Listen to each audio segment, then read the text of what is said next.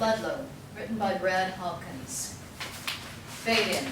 Exterior, Ludlow death pit, day, April 19, 2003. A frail woman, Irene Angela Michele Dodson, 90, climbs from the darkness. She struggles because of her age. She clutches a tattered, dirty teddy bear dressed in a canvas leggings, a jacket, and a campaign hat. There is a bullet hole in it. Her daughter, Betty, 62, calls from the surface above her. Mom, let me help you. I have to get out by myself. Miss Dodson clambers from the pit. Betty moves to help her. I can feel them. Their spirits are still down there. Oh, Mom! Our home was right over there. They burned it all. Exterior, Ludlow Monument statue, day. Ludlow Monument statue at the death pit. Leaves in the trees flutter in a gentle wind above Betty and Miss Dodson as they walk away. Exterior, Spanish Peaks, day. Snow-capped peaks rise west of the coal hills in Colorado. Papa brought us here to work the coal fields. It was 1910. I was 10 years old. On screen, October 9, 1910. CF and I mine, Starkville, Colorado. Exterior, tipple shed at working coal mine, day. A boy, 14, leads a mule pulling a mining cart out of a dark tunnel into the sunlight, then down a narrow trail track to a weighing station. A weighman with a clipboard checks the weight on the scale as the boy holds the mule. The scale reads 1,866 pounds. The weighman brushes a chalked number 27 off the cart. 27, 1866 is light load. He tips the cart. The coal rumbles down a tipple chute towards a waiting coal wagon. He writes down 1,566. The boy leads the mule back down the mine. As he approaches the tunnel mouth, he freezes. A low rumble shakes the ground. The boy turns to run. A weighman drops behind a concrete shield wall. A violent explosion drives a tongue of flame from the mouth of the tunnel. Smoke and debris shoot out, enveloping the boy and the mule. The weighman throws an arc switch. A klaxon sounds. Exterior, mining camp company housing, day. As the rumble fades, a distant klaxon sounds. A man eating at a table freezes as the coffee in his cup makes rings. He hears the klaxon through an open window and rushes out, leaving his food. A woman washing clothes outdoors stops and listens. She springs to her feet, knocking over a basket of wet laundry. It falls into the dust. Miners' wives come out of the houses and head for the mine. They walk silently. More wives join the procession. Interior, mining camp telegraph office, day. A telegraph clerk in the supervisor's shack hears the klaxon. He starts to tap the telegraph key. Interior, John Lawson's bedroom, night. A telephone rings in the hallway. John Lawson, 42, a tall, sturdy man with handsome features, sits up in his bed when the phone rings again. He turns on the bedstand light. He wears pajama bottoms, but his chest is bare. His chest is scarred from a gunshot wound. He pads down the hall and answers the phone. His wife sits up in bed, apprehensive. She listens. Yeah. Where? How many? Yeah. Late tomorrow. Lawson hangs up and shuffles back into the bedroom. His wife turns on the light at her nightstand. Where this time? Starkville exploded. How long will we be gone? I have no idea. John, every time you go off on one of these things, I think of Cripple Creek. I never know if I'll see you again alive. It's not like that anymore. I'll be okay. How can I believe that? Organizing is safer than working in the mines. Do you have any idea how bad it gets here, not knowing? Lawson opens a valise on the bed, removes a pair of boxing gloves, and throws it in a wastebasket. I'll do that. Get dressed. Should I pack your gun? I won't need it. Exterior rail car at siding, day. A fancy rail car marked Sunrise and Colorado Fuel and Iron Company sits on the siding at the Starkville mine. Interior, Sunrise rail car, day. CF and I, company officials, supervise the rescue from the comfort of the club car. E.H. Weitzel is in charge. Billy Reno, chief of detectives for CF and I, Jesse Wellborn, Sheriff Jim Grisham, and the mine boss are present. All men are dressed in business suits except the mine boss, a lean, unshaven working man with dirt under his nails. How many tags on the board? 55, Some of them are over 4 miles in, that right, boss? They got that boy working the mule at the drift mount. The coroner has him. So, 56. It's a body recovery, not rescue. Gold amp will get him if the explosion didn't. I'll get with the coroner. Reno goes to an open window in the club car. He looks out. Newspapers are here. The manager stopped talking, listen. Exterior sunrise rail car, day. 2 reporters sit on a nearby rock. The younger, Damon Runyon, 30s, and is enthusiastic but serious. Listen to this. He reads from his notepad.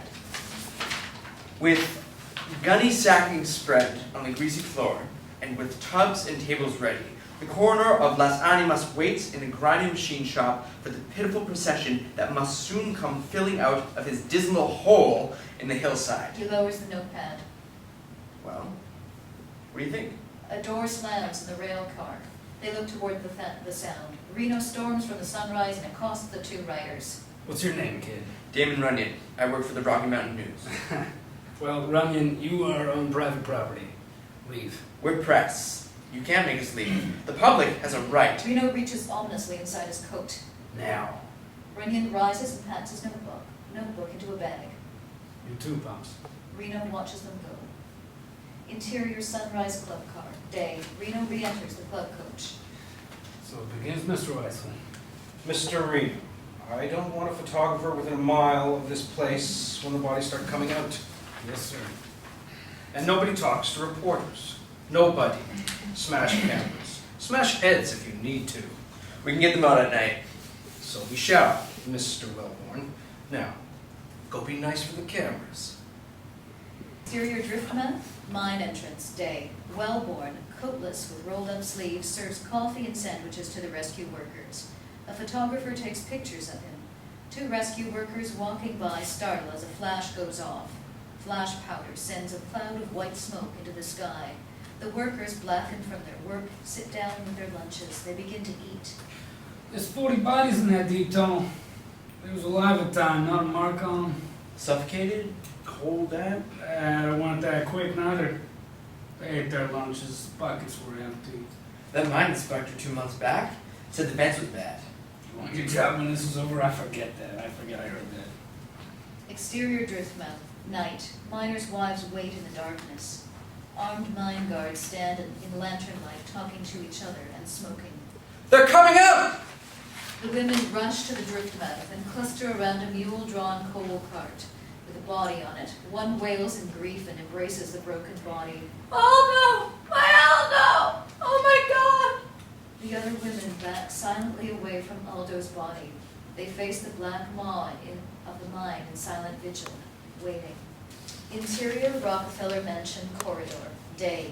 A male secretary rushes down the hall, telegram in hand.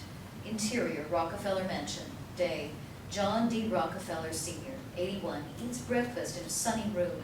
Frederick T. Gates, 57, enters and puts the telegram on the table.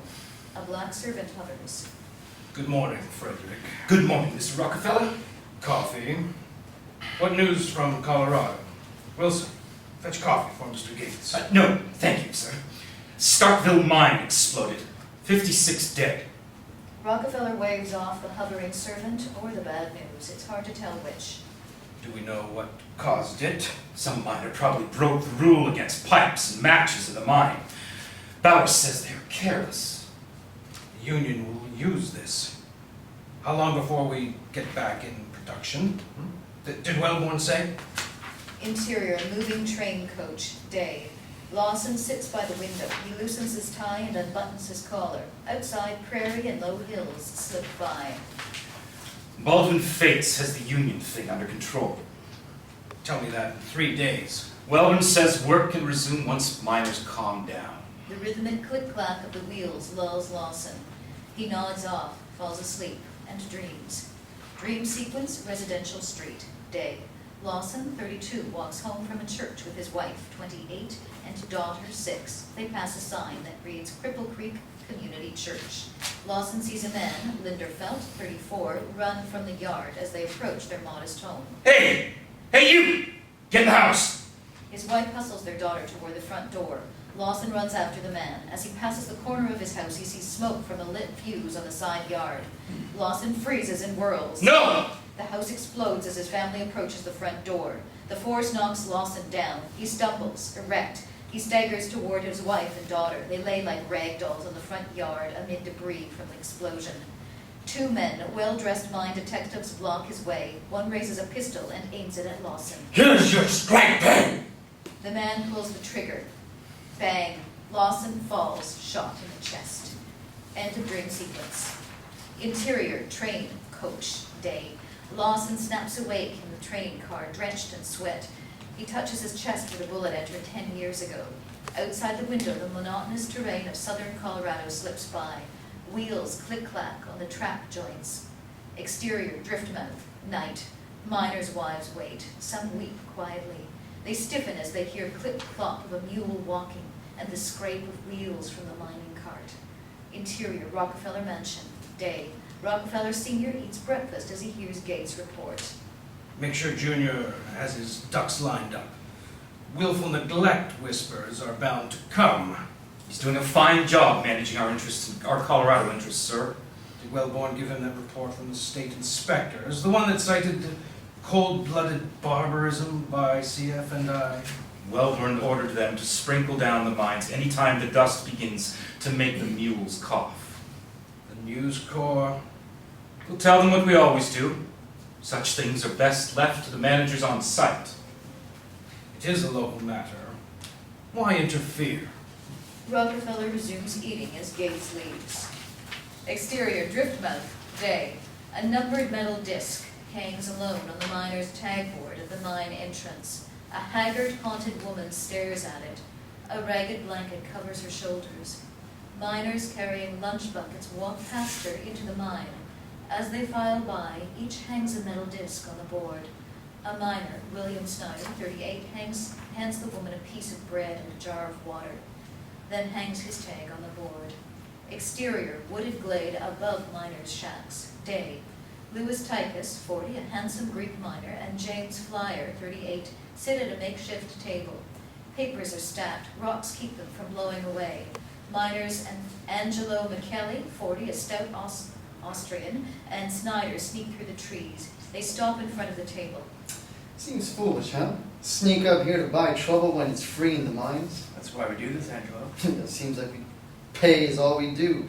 Pay for the company for everything and pay the union for nothing. You will need strike pay. I got 6 kids to feed. Your wife comes soon, Angelo. Not today. Will there be enough food to feed her? Is there enough now? The men sign papers, and each plunks down a silver dollar, which Flyer grabs up and puts into a leather pouch. Send up 2 more. Solidarity. Angelo and Snyder leave.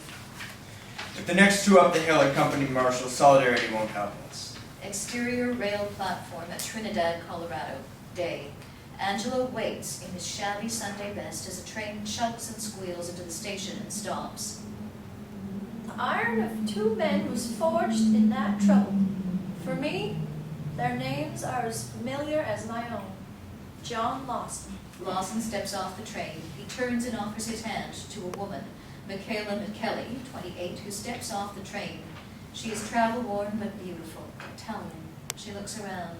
A shabbily dressed couple disembarks with a young girl, 8, who carries a brand new teddy bear dressed in a canvas leggings, a jacket with its names from with a black cord, and a campaign hat. Angelo waves and calls to Malika. She beams at him. They run to each other and embrace. She puts him at arm's length and regards him. You're our bones! Oh, Angelo, I've missed you. Hurry, Malika, your things. What is wrong? We have been so long apart. Trouble since I wrote. Trouble? And Carl Linderfeld. Angelo glances and chin nods at 2 armed men, George Belcher, 40, and Walter Belk, 32, who stand on the platform with Carl Linderfeld, now 43. They scan the arrivals. Linderfeld is a bull-like of Swedish descent, blocky and blonde. He wears a suit and a fedora. Linderfeld leans against a door jamb. He eats a piece of licorice from a paper bag as he watches Lawson detrain. Linderfeld taps Belcher's lapel with the back of his hand. He gestures at Lawson and speaks behind his hand. Belcher nods. They both stare. Stay close, Malika. I will get your bags. As Angelo and Malika move toward the baggage cart, they pass where the two armed men were standing. The men are gone, but Linderfeld remains. A baggage man wheels up a cart laden with bags. Malika points, and Angelo extracts her bags. Who were those men? Company detectives. They work for the Baldwin Felts agency. They're spooky. They're not after us. Not yet. Lawson moves beside them to retrieve his suitcase. Linderfeld catches his eye and nods coldly. Exterior, Trinidad Rail Depot, day. Lawson steps out the door with his suitcase and looks for his ride. Pop. Lawson spins at the sound to face Linderfeld, who grins. Linderfeld. Linderfeld crumples the popped licorice bag. Welcome to Trinidad, Union Man. Tikas comes up and grabs Lawson's arm. He nods at Linderfeld and steps and steers Lawson away. Lawson walks with Tikas over to a car and throws his bag in. UMW is painted on the door. Good trip? Not bad. How we doing? Out here. The Baldwin Felts dicks thick like flies. I saw them. Company uses Baldwin Felts. Interior, Tikas car, day. Lawson climbs in. Tikas honks, waves at Linderfeld from the car window and drives away. Tikas looks askance at Lawson as the car starts to move. I've been up against them before. They play dirty. Linderfeld watches the car drive away. He crumples the bag and throws it down. Interior, Tikas car, day. As Tikas steers down a dirt road, he talks to Lawson. We signed up a lot of new miners. Everybody is scared. It'll get worse before it gets better. The company will fight us tooth and claw. What is Linderfeld doing here? They brought him in to run the company guards. You know? Mad dog. Exterior, open plot of land, day. Tikas stops the car in the mouth of Burwind Canyon. He and Lawson get out and move to the front grille. Lawson looks around. East, the land is flat, treeless, dotted with cacti. West, low wooded hills rise. Peaks tower in the distance westward, snow-capped. We leased the land from Holleran. His missus runs the post office here. How long? Until we don't need it anymore. When we call the strike, they throw us out of the company housing. Like clockwork. When will the tents come? They'll be here. Lawson looks around furtively. Guns? They're hidden up in the rocks. There. We need more bullets. Interior, Snodgrass store, day. The company owned everything. Sometimes it was like they owned us. Malika shops for groceries with Patria Valdez, 29, and Patria's kids, Yulala, 6, Elvira, 6, 3 months, and Mary, 7. Malika picks up a tin of coffee and looks at the price. My God, Patria, this is twice what it costs in Trinidad. She reshelves the coffee. The clerk scowls. He jots a note on an accounts pad. We'll just buy it in town. Can anybody buy things here? You want to fetch Angela a reading from the Baldwin Felts thugs? Sign for it. You buy it here. It's robbery. They don't take scrip in town, and that's all you got, honey. Linderfeld enters. Patria edges Malika aside to make way for him. He goes to the counter. 5 cents of soft licorice. Patria's children's eyes go wide at the enormity of the man's wealth and indulgence. The clerk hands Linderfeld a paper bag. Linderfeld tosses a nickel on the counter, pockets the bag, and leaves. Exterior, Denver, day, circa 1913. Black and white still photographs morphs to color and action of the elements. Interior, United Mine Workers Offices, Denver, day. Lawson enters a meeting of the UMW Executive Board. John White, UMW President, chairs. Present also are VP Frank Hayes and John McLennan, UMW District 15 President. The men shake hands all around. John, good to see you again. You know these gentlemen. Frank? Ed? Good to see you. Clement? Sit down, sit down. How was Trinidad? Lawson sits. Calmer than Cripple Creek, but not for long, I think. We think the time is right to grab the Colorado miners for the cause. What do you think? None better. CF and I gave him 10%, banned his script, and offered an 8-hour day. You said it couldn't be better. Doesn't sound like it. Window dressing. Miners see right through. The company's on the run. 10% means nothing if it's paid in script. We've got 42 organizers training here in Denver right now for Trinidad. You go down there and open a union office. John, we've pumped $800,000 into Colorado already. It's going to take another $1 million. It's got to be done. Have your mandate? The usual tactics for the organizers? They'll work in pairs. One hires on, openly anti-union. He'll finger non-union miners as union. When they get fired, our men will move in to fill their jobs. And the second man? We'll work openly for the union. Interior, brothel bar, Denver. Night. General John Chase, 50, lean, hawk's eyes, handlebar mustache, military bearing, but in civilian clothes, rises as Linderfeld approaches him at the bar. Chase waves off a circling prostitute. He steps forward and the two men shake hands. Chase steers him to the bar. Carl, I'm glad you could come on short notice. Thank you. Pleased to oblige, General. I was intrigued by your wire. Chase signals the bartender for 2 drinks. You've been reading the news. I know there's a raft of human trouble brewing. Not to put too fine a point on it, hell's about to cut loose. The bartender serves drinks. Linderfeld lifts his glass. Well, sir, there's a scant I like better than setting him up with rednecks packing. Linderfeld drinks. Chase leans into the conversation for confidentiality. I'm instating you as a lieutenant in the Guard. Go back to Trinidad. Keep your job with the mine guards, but report to me. Sounds a little tame for my talents. Hammonds won't send in troops. He needs some provocation. And I'm to provide it? The mine owners will help you. They want troops in there as badly as we do.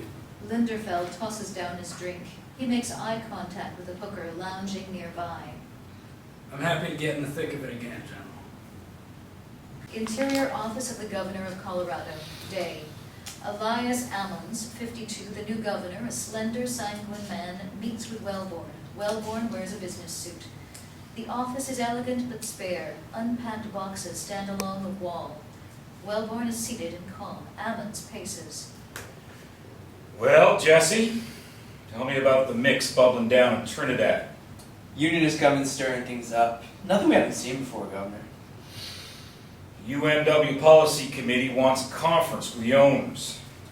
To even hold such a meeting would be seen as recognition of the union's status. Ammons sits. You speak for the coal companies, don't you? I speak for them when I say that it is not acceptable. It would be nice to settle this before it blows up. Ammons leans forward. Wellborn leans back. Where CF and I goes, the others follow. They will never recognize the union. Strike or no strike. Ammons frowns and leans back in his chair. He steeples his hands and bows his head. Then he looks up. You know Edwin Brake? Your labor commissioner? I've not yet met the man. Interior passenger train. Day. A disgruntled Edwin Brake, 58, sits in first class. He is rotund and wears a suit. He mops his brow with a handkerchief.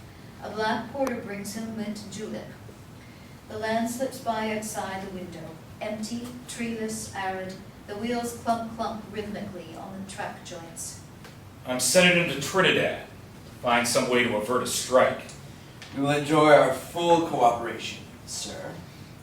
But no union recognition. On that, we stand firm. Interior Governor's Mansion, Rose Garden. Day. General Chase, in full military dress uniform, strolls with Governor Ammons. There's no money for the troops, Elias. This business will cost the state $1 million.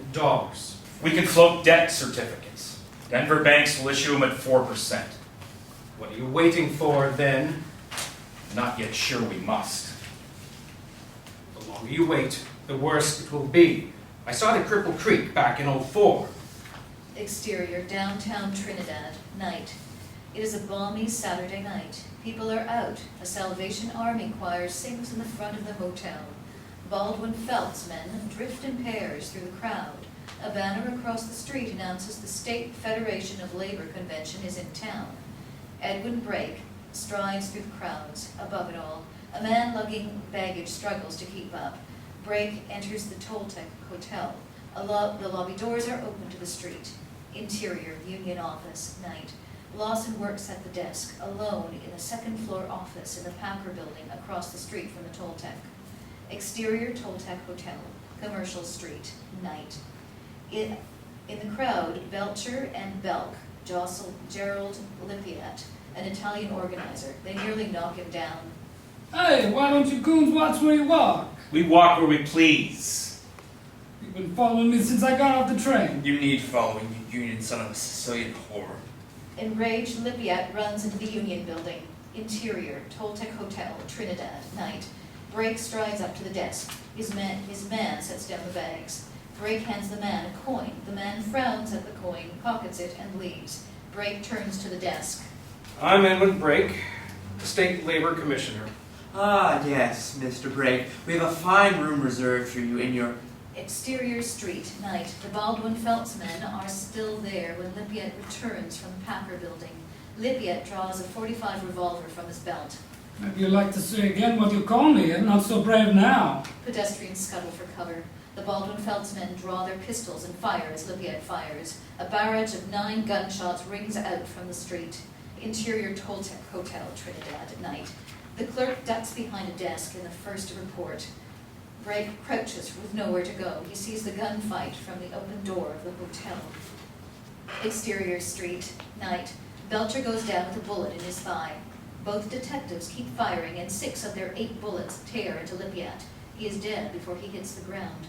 Belk helps Belcher limp off into the darkness of an alley. Townsfolk emerge from hiding and approach Lippiat. Interior, Union office in Packer building, night. As gunfire reaches Lawson's ears from the street below, he rushes to the window. He looks out from the second story above the incident. He bows his head. Interior, West Theater, Trinidad, Colorado, day. Delegates to the labor convention file into the theater. Each wears a black bow in mourning. Conversations buzz. On the stage is an empty chair draped in black cloth. Lawson, Clennon, and a grandmotherly-looking woman sit in chairs to one side. 2 Italian miners, Zetti and Zaccanelli, sit down in audience seats. They whisper. I hear they call his mother a Sicilian whore. No wonder you tried to kill him. Gerald was Calabrese. They hate Sicilian. Lawson moves to the podium. The room goes silent. We mourn the loss of a brother today. Let your prayers guide him to heavenly light. Lawson raises his head after a moment. He looks around the hall. It is packed with miners. We now serve notice that organized labor in Colorado will not sit by while comrades are shot down in the streets. The delegates explode upright, applauding and cheering.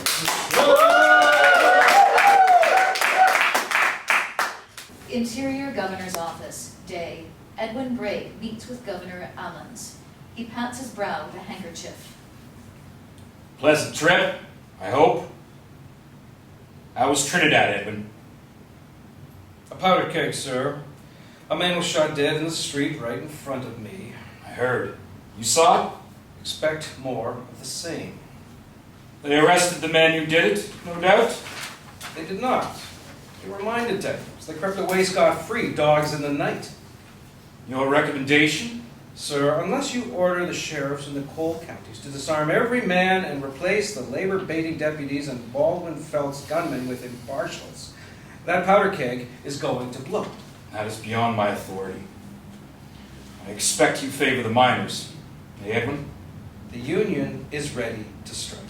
The mine owners vow a fight to the finish. If the sheriff takes away the guns, the problem is resolved.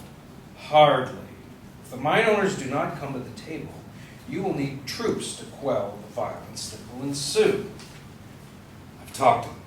They won't meet with union men. Then we have a problem, sir.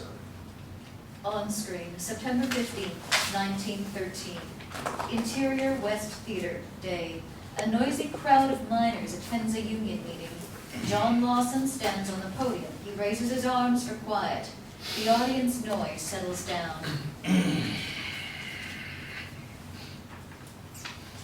Now I give you the young lady you've all been waiting for. Mother Jones, what have you got for these boys?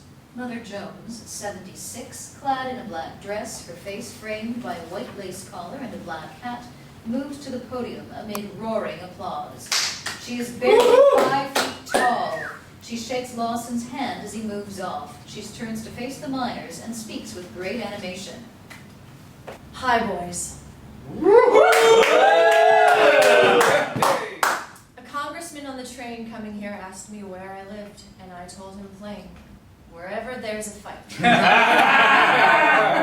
Boys, take your claim straight to the governor. Don't get on your knees and don't say Your Honor, because few of those fellows know what it is. Fear is your greatest curse. I don't fear anybody. I will tell the governor we will win. And if you are too cowardly to fight, we have women to come and beat the hell out of you. Strike, boys. Strike and stay with it. Mother Jones leaves the stage to a roar of applause as the miners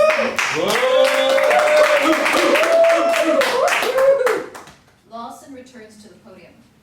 Mother Jones, the miner's angel, the lady has sand. The miners cheer.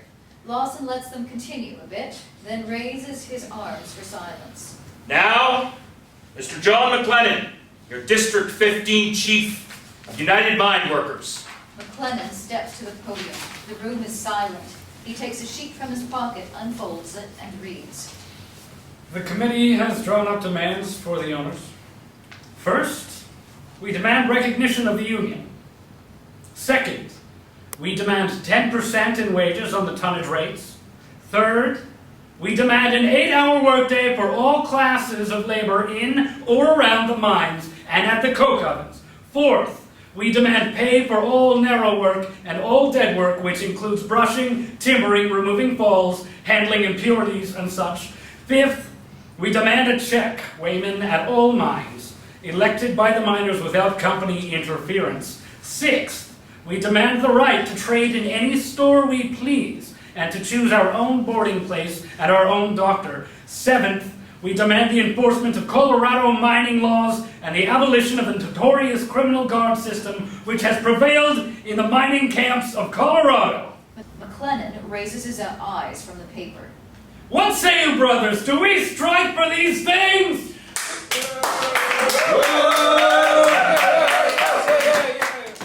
Mother Jones goes to the podium to stand beside McLennan.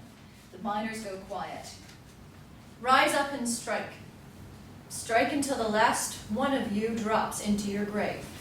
Stand together and never surrender. You ain't got a damn thing if you ain't got a union. Exterior West Theater, day. Passers-by look up at the sudden roar of the miners. Linderfeld and Belcher, talking on the street corner across, pause when they hear the roar. Well, I reckon you better go make a call. Linderfeld fishes a piece of licorice from a bag and eats it. He crumples the bag and throws it down as he leaves. Interior, Wellborn's office, a CF and I. Trinidad, night. Wellborn waits, edgy. He taps his finger on his desk. Linderfeld knocks and enters. Wellborn leaps to his feet. Did they call it? Our old lady should have stirred them up. What's our move? Obviously, we'll throw them out of the company housing. With the guards on it. They'll need tents. That's how they did it at Cripple Creek. My spies tell me that Lawson ordered 1,000 tents from West Virginia yesterday. Why didn't you tell me? I just found out myself. They must be coming by rail. Wellborn picks up a telephone. He dials. He speaks to Linderfeld while the line rings through. We ship a lot of coal by rail. Interior, Bowers' bedroom in Denver, night. Bowers reads in bed.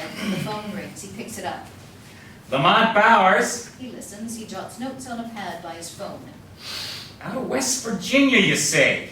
I'll fix it. Their interest the same as ours. Thank you, Jesse. Exterior, Driftmouth, day. Miners walk from the tunnel and throw their tools in a pile. Tikas and Lawson hand each an envelope and a red bandana as they pass.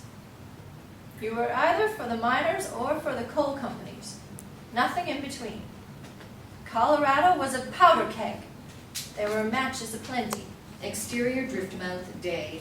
Bowers paces near the pile of miners' tools in a fury. He throws his hat to the ground. Exterior rail siding somewhere in Kansas, day. A flat car string loaded with canvas, lumber, and Excelsior stoves is pushed into a siding and uncoupled. The train recouples and moves onto the track, leaving it. Interior, Wellburn's office, day. Linderfeld saunters in without knocking. Let's get started. The guards are clearing the towns. Wellborn grimaces and turns away. He reaches for the phone. On screen, September 23rd, 1913. CF and I mine, Tabasco. Exterior, Berwyn Canyon, day. Rain falls. Miners and their families pull wagons and handcarts in a straggling convoy on a muddy road. They pass a stable. Mules watch as they trudge by. Shotgun-armed mine guards in slickers flank the road. Interior, miners' quarters, day. 2 armed mine guards watch Angelo and Malika pack.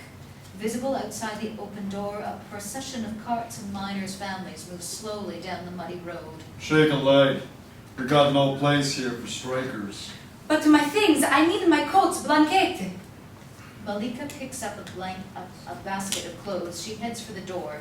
Guard 2 knocks the basket from her hands and pushes her roughly towards the door. She falls down. You heard the man, get out! Angelo menaces Nemo. The fat guard trains a shotgun on him. Talk to your husband, dearie, he's the one striking. Angelo, no, don't give them a reason. He eyes daggers on the guards. Angelo helps his wife up. Mr. Nemo, you will not always have protection while you push women to the ground. Guard number 2, Nemo threatens Angelo with his shotgun. Get on down the road, you filthy womp. I ought to kill you where you stand. Exterior, open field near Ludlow, day. Snow falls as the first miners' families arrive. They congregate forlornly in an open, snowy field. Tikas approaches Lawson. You said tents would be here. There's been a delay. A delay. You want to explain that to them? The 2 men look up the canyon road. Hundreds of miners and their families converge on the empty, snowy field. We've been sabotaged. I'll fix it. Exterior, rail siding somewhere in Kansas, day. A flat car string loaded with canvas, lumber, and Excelsior iron stove sits on a siding. The sun is shining. On screen, 7 days into the strike. Exterior, open field near Ludlow, day. Early morning. The field is full of makeshift shelters. People hunker under carts and makeshift tents. The sun is rising and most of the snow is gone. A railroad truck runs by 30 yards from the muddy camp. A miner rolls up from under the cart. He stretches and adjusts the blanket that wraps him. He shivers. Lawson walks by. The miner scowls at him and slaps a palm to his elbow in a universal European gesture of contempt. Lawson doesn't see it. Exterior, siding at Ludlow Depot, day. A freight train pulls into the station loaded with tents, lumber, and iron stoves on flat cars. The miners see the train load and cheer. Lawson jumps from a flat car as the train stops. Miners rush up and clap Lawson on the back. Exterior, open field near Ludlow, day. Hundreds of miners work building tent frames. They set wooden floors, assemble stoves, and dig sanitary trenches. A tent colony mushrooms out of the prairie. Miners erect a wooden stage in the middle of the colony. Men lay out a baseball diamond east of the colony. Others build bleachers. Women arrange furniture, lay out rugs, and cook on the new stoves even before the tents are up. Miners set a pole with insulators and draw up a phone line overhead from the main tent. A lineman with spurs and a climbing belt scrambles up the pole and ties the wire off of the insulator. 2 tall McCarthy, 6'8", Scotsman, Angelo, and 2 other miners lug a stove into a finished wooden floor. Lawson happens by. He helps with the lift. They set it down. My God, these weigh a ton. Best money can buy. Excelsior made cannons back in the Civil War too tall. They don't believe in flimsy. Aye, lad. We use them in West Virginia.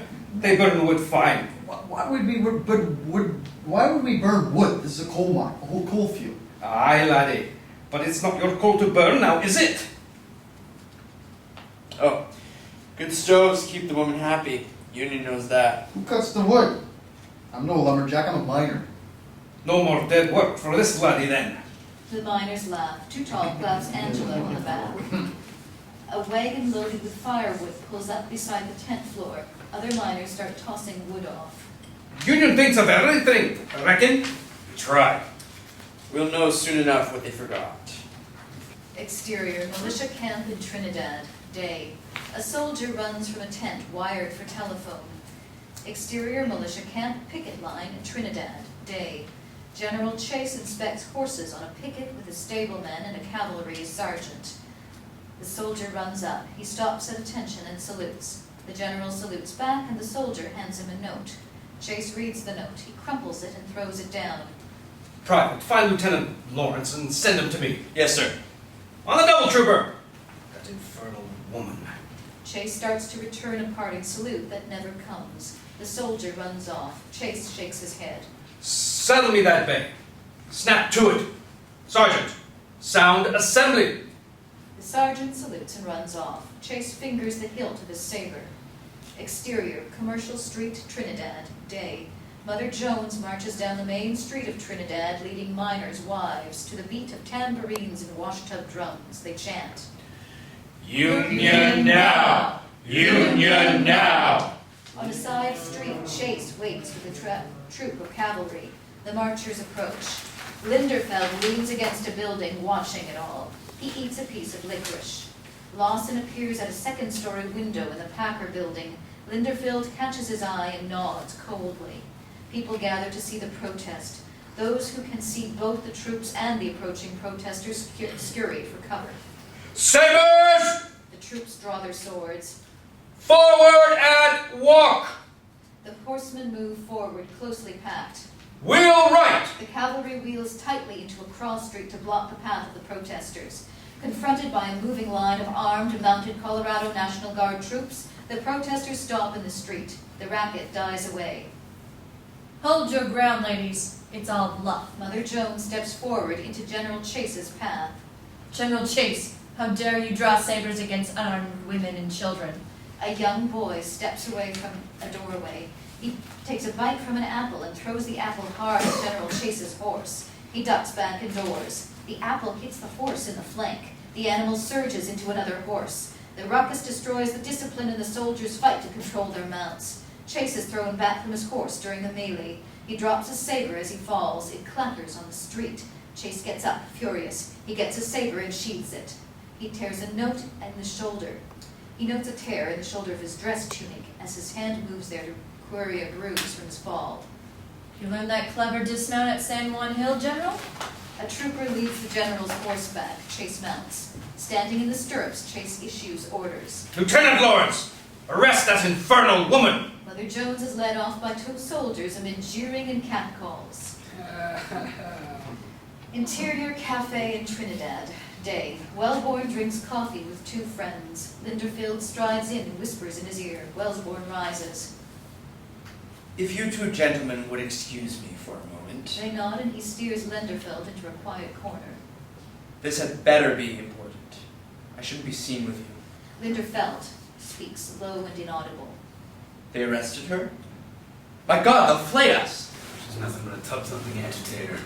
You dolt? She's a figurehead. If the press gets wind of this, there will be hell to pay. The press side. It's funny, I'd say. Great Caesar, man! Get her the hell out of the jail at least! We daren't let her go, okay? How would that look, Mr. Wellborn? Move her into the hospital and put her under guard. Linderfeld nods. Bowers is going to have a conniption. Vile woman. Linderfeld nods and leaves. Exterior woods. Day. Tikas yanks back branches to expose a cache of guns. Lawson shakes his head. We are ready this time, John. We're never ready to die.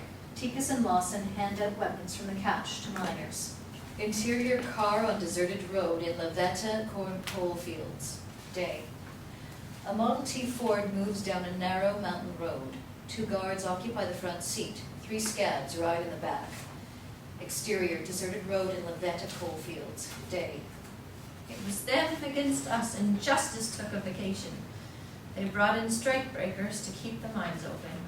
The car rattles to a stall at a small rock fall, blocking the road in a narrow road cut. Tall guard gets out of the car, looking around cautiously. The miners get out and follow him to the rocks. Be quick. We're running late, Scab. As he bends to lift a rock, a gunshot rings out. He snaps straight to see the driver slump over the wheel. He grabs inside his vest for a pistol, and a bullet hits him in the chest. Another. He drops his pistol and topples. The strike breakers drop their rocks and start to run. More shots. Drop them before they get to cover. The miners and the guards down. A hand picks up the revolver dropped by the tall guard as he fell. Exterior, CF&I, maintenance barn, night. Light issues from cracks in the barn siding. Everything else is dark. Crickets chirp. Interior, CF&I, maintenance barn, night. Belcher and Belk. In shirt sleeves, work on a touring car. It has been crudely armored. Belcher hands a machine gun to Belk, who mounts it on a bracket installed behind the driver's seat. He still limps from Lipyat's wound. Belk traverses the gun, an 1895 Colt Digger, to assure that the barrel travel cannot endanger the driver's position. I can't wait to see their faces when this thing comes at them spitting fire. Belcher stands back to admire the car. I christen thee the Death Special. Let's vamoose. It's late. Belcher dons a plate steel vest. You know, you really ought to get one of these. Exterior, CF&I, maintenance barn, night. The lights go out and the blackness is profound. Interior, hotel lobby, day. Sign on a stand reads Colorado Federation of Labor. Committee meeting in progress. Do not enter. Interior, hotel, Trinidad, day. The committee takes Lawson's testimony. Present are John Lawson, Eli Gross, and James Brewster and Edwin Brake. All wear suits. Lawson has a sheet of papers. Gentlemen, these affidavits support charges against the local militia, robbery, drunkenness, looting assaults on children, females, intimidation of strikers, mental cruelty to prisoners. Mental cruelty? Pshaw! They made Italian and Greek captives dig their own graves. They were actually privy pits. And took it so far as the men wrote farewell letters to their families. Who did this? Give me names! General Chase won't let us question the soldiers who might have been involved. We investigate under Governor Ammon's authority. Chase has orders to cooperate. General Chase says his soldiers' point of view, if needed, are obtained from him. He exceeds his authority. And impairs yours at the stroke. Not only in this, he has commissioned Carl Linderfelt, who works for the coal company as a lieutenant in the militia. The mine guard captain? Yeah, and he's been sworn in as deputy by the sheriff. It seems Mr. Linderfelt has obtained his color of authority in different hues. He has threatened to kill Louis Tikas more than once. Tikas? The Greek who leads the Ludlow miners. Tikas is set to testify before us tomorrow. I hear he's the only one not fanning the flames out there. We know more than 25 mine guards in the militia, even as they draw pay from CF&I. Is this certain? Weitzel says they are former CF&I employees who need loans to tide them over until Rhodey Keenahan pays the militia. The company is benevolent. Yeah, they go into the payroll office every mine payday. Interior, Ludlow meeting tent, day. Flyer, Angelo, and Tikas stuff pay envelopes with cash for the miners at a makeshift table. Lawson watches. Exterior, Ludlow tent colony, day. As Flyer, Angelo, and Tikas stroll through the camp distributing strike pay envelopes, they are suddenly accosted by 25 guardsmen, led by Linderfelt. Flyer hands the envelopes to a woman standing nearby. The guardsmen surrounded the miners and herd them up to the canyon on foot. Exterior, coke kilns in the canyon, day. The soldiers line the miners up against the wall. Under Linderfelt's orders, the soldiers form a firing squad. So, Tikas, you think you're going to testify tomorrow? At 10 o'clock. You figure those big wigs will miss you if you don't show up. Tikas stiffens, suddenly fearful. Too bad about your buddies here. Can't be witnesses. Even you wouldn't dare. Ready! The soldiers raise their weapons. Aim! The miners show terror and disbelief. Flyer wets himself. Fire! The soldiers pull triggers. Firing pings click on empty chambers. Detail dismissed. Run these nasty bastards out of my canyon. The soldiers, laughing, chase the miners back whence they came from with bullwhips and pick handles. Linderfeld watches, smiling. He pops a piece of licorice into his mouth and strolls after them. Interior, Governor Amon's office. Day. Amons and Wellborn are seated in the governor's office. Amons tosses yellow telegraphs on the desk. Wires from the sheriffs of the coal counties. They ask for troops of the instant. Send them, I say. If the miners feel safe from these out-of-state agitators, they will go back to work. Exterior, Ludlow meeting tent. Day. 2 miners drag a strikebreaker on the stage. Amid cries of scab and strikebreaker, he is dragged from the stage by a mob of miners and beaten. As the beating continues, Amon's and Wellborn's voices over. You realize the price of coal is climbing. We brought in miners from the east. They are being attacked by the strikers. On the top of a volcano. On screen, October 17, 1913, Forbes tent colony south of Ludlow. Exterior, Forbes tent colony, day. It is late afternoon, cloudy. A dozen horse-mounted deputies halt near the railroad embankment. Under Sheriff Zeke Martin, 35, dismounts. He ties a white flag to his rifle and proceeds on foot to the group of miners that has come out to meet the lawmen. The miners all wear red neckerchiefs. Drizzly rain starts to fall. A young man joins the group. He carries a small rifle and a dead rabbit. How you boys? Fine day, what? You're Sheriff Grisham's man, ain't you? Ziggy Martin. It shouldn't stop us from a friendly palaver. I brought a friend. He reaches under his duster and extracts a bottle. He takes a drink. He wipes his mouth on the truce flag and passes the bottle to the miner. Well, that'll fire for the chip. What do you want, Sheriff? The miners pass the bottle around. Sheriff Grimson sent us to search the camp for weapons. There was some trouble down at Trinidad and he don't want no more of it. These are our homes. You got a writ? Yeah, we don't need no warrant. A warrant, I got what you need. The boy drops the rabbit and raises his gun. Gunfire breaks out and Martin runs for his horse under fire. The mounted deputies return fire. 1 miner falls over a tent line, shot dead. Exterior, road, day. The death special, touring car with machine gun mounted, rolls to a stop overlooking the Forbes tent colony. Linderfeld eats a piece of licorice. Observing the outbreak of violence, he lowers his binoculars and signals the driver to proceed. The gunner, Frank West, 45, opens fire on the tent colony as the car surges forward. Rat-a-tat-a-tat-a-tat-tat-tat-tat. Back to scene.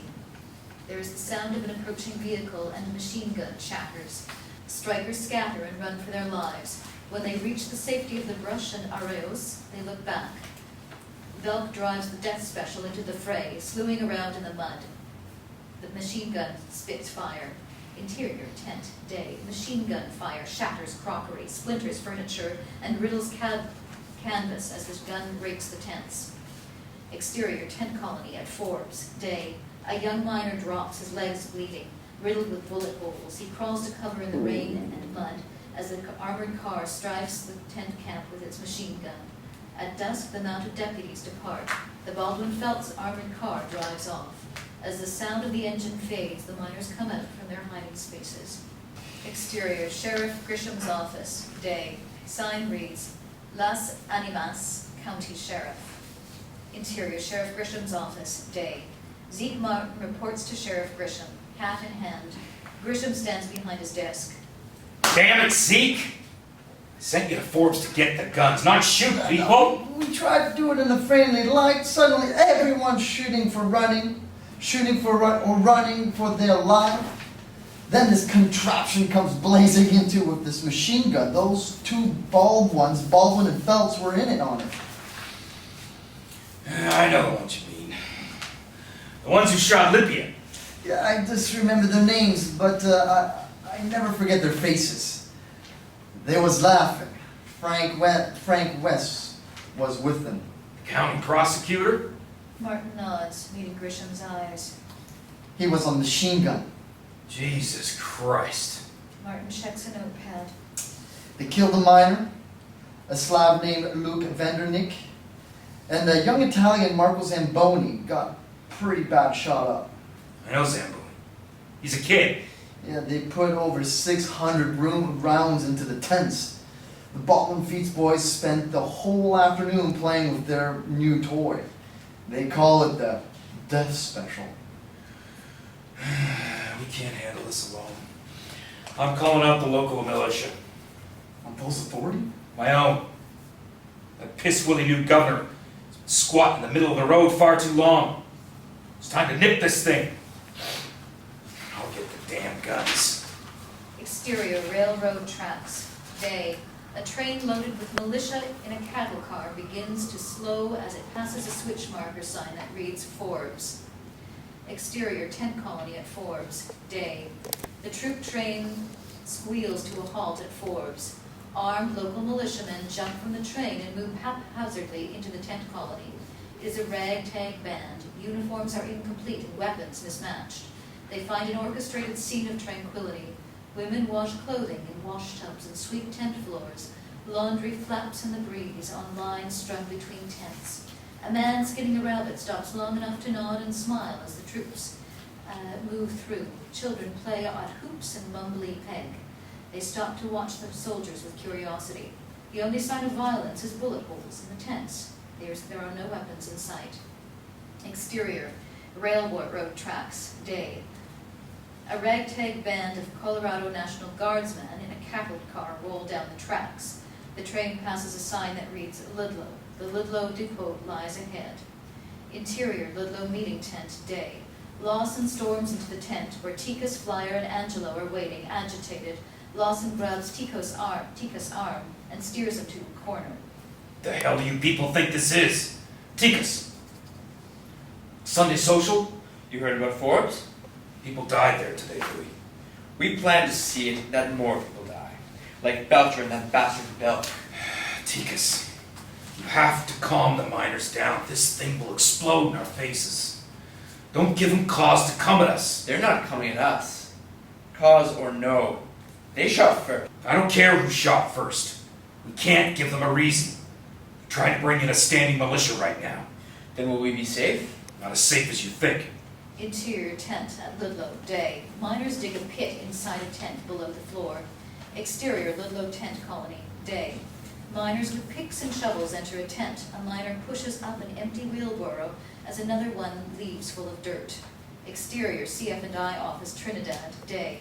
3 CF&I officials stand on the sidewalk talking. Belcher and Beck pull up in an open touring car emblazoned with the company marquee. Belk drives. We're going out to the mines for a little reconnoitre. You gentlemen care to ride along? Nice day for a drive in the country, is it not, gentlemen? The company officials climb in. Belk drives off. Exterior Ludlow tent colony, day. As the touring car approaches the Ludlow tent colony, a volley of gunfire hits it. Stop the car. The car swerves to the side of the road in a cloud of dust. Belcher gets out and takes a rifle from the front seat. He takes careful aim from behind the car hood and fires twice. He limps back into the car. Can't ignore such a polite greeting. Let's mosey up to Hastings and see how things are going. Belcher cranks the engine. He jumps back in. Belk turns the car around. It departs in a cloud of dust. Exterior, moving car, day. The big wigs in the back look over their shoulders. Belk, stop at the post office. I think I'll use the telephone. Depot's close. They got one. The depot's in rifle range. Interior, Ludlow post office, day. Susan Holleran, the Ludlow postmistress, waits on Alcarita Pendragon and her 3 children as Belcher bursts in. I need your telephone. Belcher pushes behind the counter. Wait, you can't go back there. Watch me. This is federal property. When I'm done, you can call somebody who cares. The Pendragons edge for the door. Alcarita herding her children. Susan gestures for them to stay put. Belcher speaks on the phone. They shot at us. Had a bunch of bigwigs in the car, and the Ludlow miners opened fire. No, nobody was hurt. Mount up a few of the boys and go teach those rednecks some manners. Belcher hangs up and leaves. Alcarita, you get over to the tents and find Louis Ticus. Tell him trouble is coming. Exterior Ludlow post office, day. Belcher limps out and gets into the car. Belk lifts an eyebrow. Etiquette lessons. Ordered by telephone. Ain't it grand? As the car leaves, Alcarita and her children come out of the post office and hurry toward the Ludlow tents. Interior, hospital tent, Ludlow tent colony, day. Tikas enters. He is greeted by the nurse, Pearl Jolly, and her helper, Malika, who is starting to show her pregnancy. Tikas takes Malika's arm as she starts to courtesy. None of that. The baby. Sparks fly between Pearl and Tikas. Their eyes flash in restrained and surreptitious ardor. Mr. Tikas, how nice to see you. You're doing a fine job, Pearl. Are we ready? Pearl primps her hair. Anything for my boys. There's more medical supplies than we'll ever need. Have one of the fellows paint a red cross on the tent.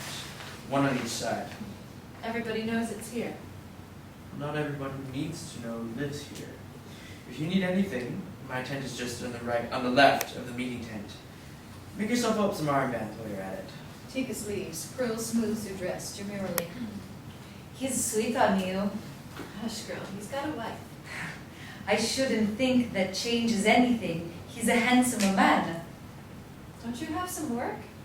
Roll these and stop your chatter. Pearl shoves a box of rags at Malika. Exterior, Ludlow tent colony, day. 17 mounted mine guards charge the tents at a gallop, firing pistols as they come. Miners crouched behind a string of freight cars on the siding, return withering rifle fire from the flank. The charge breaks up and the mine guards retreat. The miners cheer. Interior telegraph office at Ludlow Depot, day. The telegrapher hears gunfire and looks out the window toward the tent colony. A stray round plows through the window, breaking glass. He dives, reaches a hand up for the telegraph key, and snatches it to the floor. He starts tapping the key. Interior, Governor Amon's office, day. Wellborn is there. A knock comes at the door. What is it? A wire from Trinidad, sir. Oh, for God's sakes, man, bring it. An aide enters and hands an envelope to Amon's. He tears it open and reads. He hands the communication to Wellborn. Your volcano is erupting. Wellborn reads it and puts it on Amon's desk. He rises. I shall take my leave. You have a busy day ahead. They shake hands. Wellborn strides to the door. Amon speaks and Wellborn turns around. Jesse, who's running the show down there for the miners? A fellow by the name of Lawson. They say he's a socialist. John Lawson. Level man. He worked on my election campaign. I know. Doesn't make him a socialist. I'm going. Sir? I'm going to the mines. Once Wellborn is gone, Amon picks up his phone. Ask General Chase to my office. Yes, that means right now. Amon hangs up the phone. Interior, Colorado and Southern club car, day.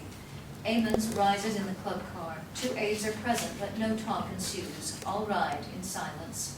Exterior, Cardenas Hotel, Trinidad, day. Outside the hotel, a demonstration is in progress. The demonstrators carry signs. We represent CFI slaves, and the Democratic Party is on trial. Interior, Cardenas Hotel lobby, day.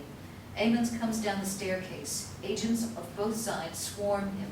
Lawson, McLennan, William Diamond from the Union, and Wellborn, Bowers, and other coal company officials. Linderfeld watches it all from an inconspicuous corner. He eats a piece of licorice. Amons pushes through the lobby and goes outside, where he climbs into a waiting car. The governor's car pulls into the traffic lane and 2 other cars follow it, full of dignitaries and reporters. Exterior, Walsenburg, day.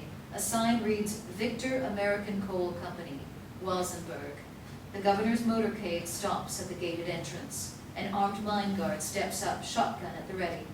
Open the gate, man. This is the governor we got here. Sorry, sir, no one may pass. Did you hear? I got the Governor Amons in this car. But I got my orders. This is a private property of the Victor American Coal Company. Let us pass, sir. Sorry, a strike is on. The driver turns to look askance at the governor. Turn the car around. We'll inspect elsewhere. The governor's car turns around. There is no place for the entourage to turn around and no room to pass the governor's car. A 3-car traffic snarl ensues as cars jockey. Exterior, Trinidad Depot, platform, day.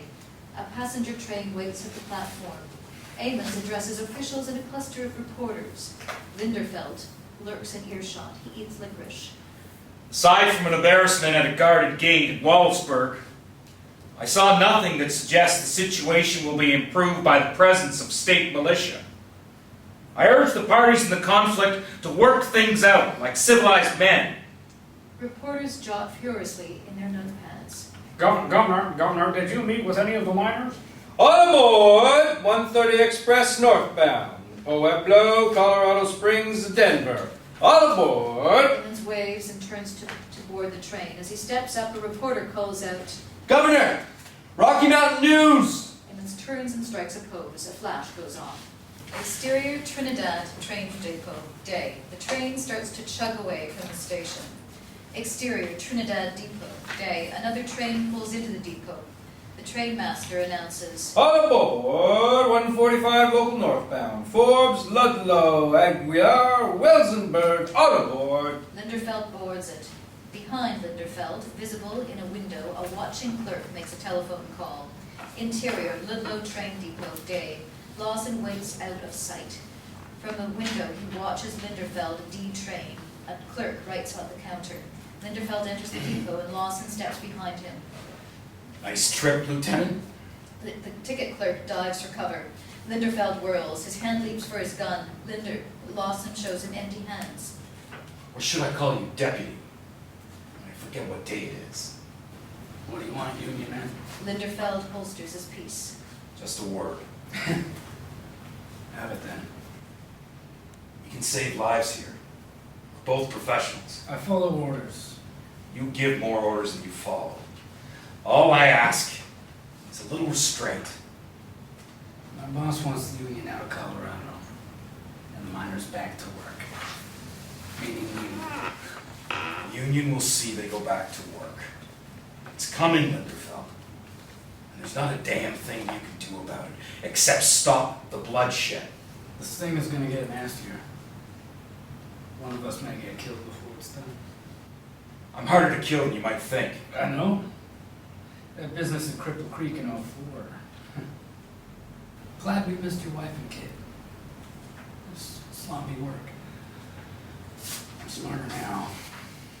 I'm wiser these days, too. Not wise enough to be on the right side of this. The company will win. It always does. I could have dropped you when you stepped off the train. But you didn't. I would have, and that's the difference between you and me. That's why we'll win. Think about what I said. I will do what I must. If it means rubbing you out, I will not hesitate. The two men back carefully away from each other. Lawson slips out of the back. Linderfeld leaves through the front.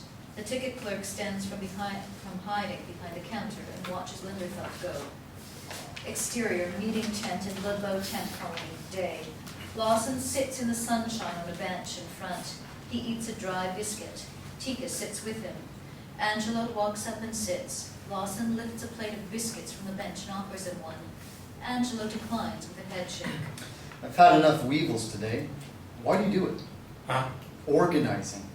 I've seen how dangerous it is. I try to keep things from getting out of hand. At Forbes, Cripple Creek, a decade back, it got nasty. And it seems like the same old battle over and over again. People always die in strikes. Yeah.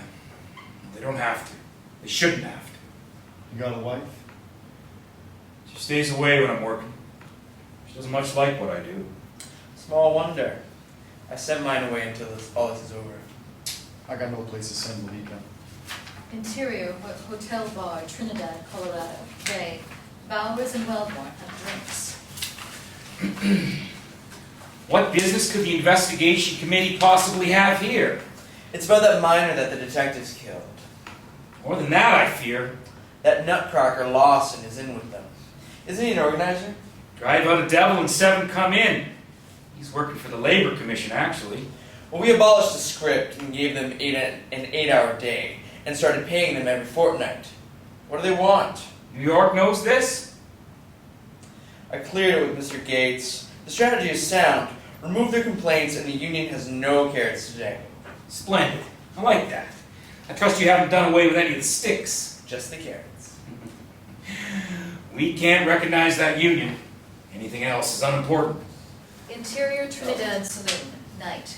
The bar room is low light. Union organizers Anthony Magari and One-Eyed Sam Carter join striking Italian miners, Louis Zancanelli and Mario Zenni, at a table in the back. Sam carries a pitcher of beer and 2 glasses. Buy you boys a drink. Zancanelli gestures to vacant chairs. The organizers sit. Labor Commission is still in the hearing. What are they gonna do? Hey, everybody knows it was Belk and Belch who shot Lippiet.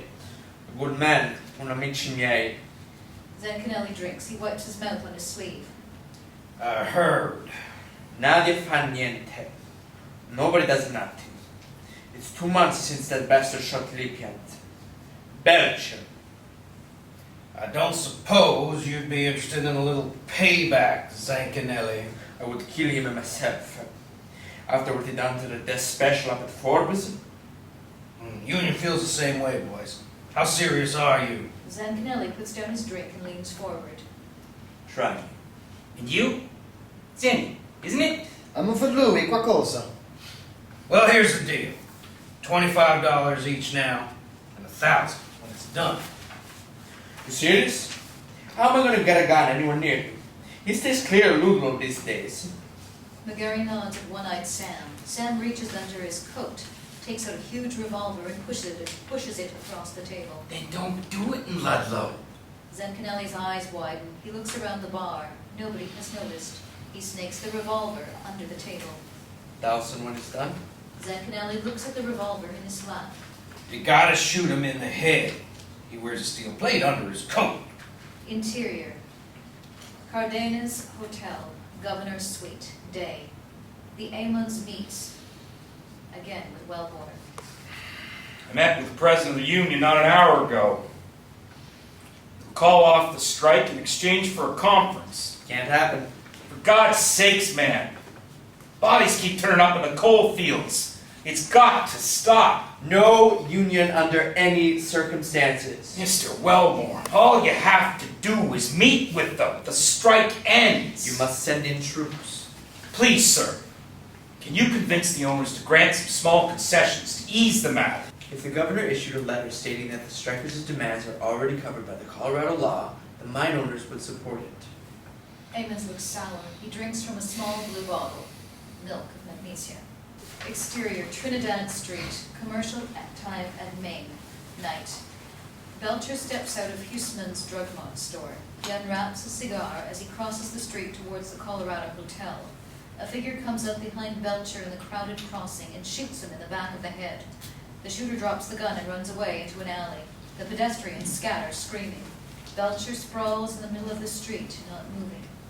Exterior, Trinidad Street, night. The streets are empty of citizens. General Chase's cavalry sweeps the streets. Their hooves clatter on the roadways. Interior, hotel room, night.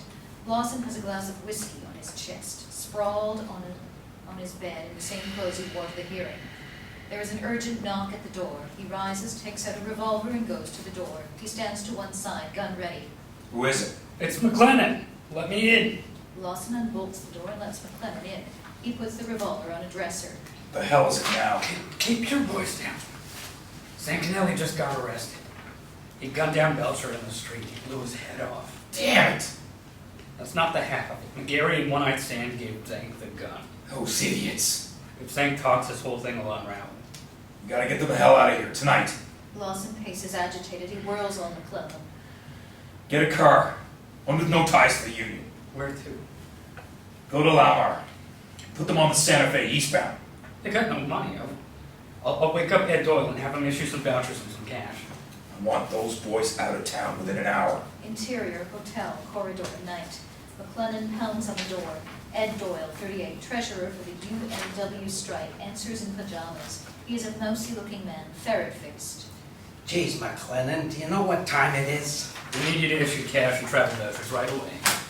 We can't wait until the morning. You can't wait an hour, Ed. Get dressed. I'll explain later. Exterior, back alley in Trinidad, night. A car pulls up. McLennan drives. McGarry and One-Eyed Sam emerge from the shadows with suitcases and get in. McLennan hands each man an envelope and the car speeds off. Exterior, CF&I, office, night. Wellborn approaches the front door. He looks around, fishes keys from a pocket and unlocks it. When he has a key in the door, Doyle comes up behind him from the shadows. Wellborn opens the door and follows Doyle inside. Lights come on behind drawn blinds. Interior Trinidad Jail, day. Linderfeld questions Zancanelli about the murder of George Velcher. Zancanelli, tied in a chair, sports old cuts and bruises. Linderfeld backhands him. Zancanelli spits blood. Who paid you? Was it the union? He killed the Lipiat. You did nothing. Zancanelli spits blood. Linderfeld draws back to hit him again, then stops. You know, it's been 5 days. We've held up better than we expected. I'm impressed. Linderfeld gets himself a drink from a pail with a dipper. Zancanelli licks his dry lips. But you were in it alone. Your union friends let you take the fall. Who gave you the gun? It was John Lawson, wasn't it? I did it alone. No, that's a start. Confession is good, isn't it? Linderfeld brings Zancanelli a dipper of water and holds it while he drinks. On screen, October 23rd, 1913, Walsenburg, Colorado. Exterior, Walsenburg dwelling, day. A miner's wife finds a note pinned to her door. It reads, "If you don't move out of this neighborhood within 24 hours, we will blow you out. Your husband is scabbing. We mean business." The woman unpins the note. She goes inside. Interior, Walsenburg dwelling. She picks up the phone, note in hand. Her hand trembles as she dials. Exterior, rear house, day. 3 CF&I company wagons pull up, escorted by 15 mounted deputies.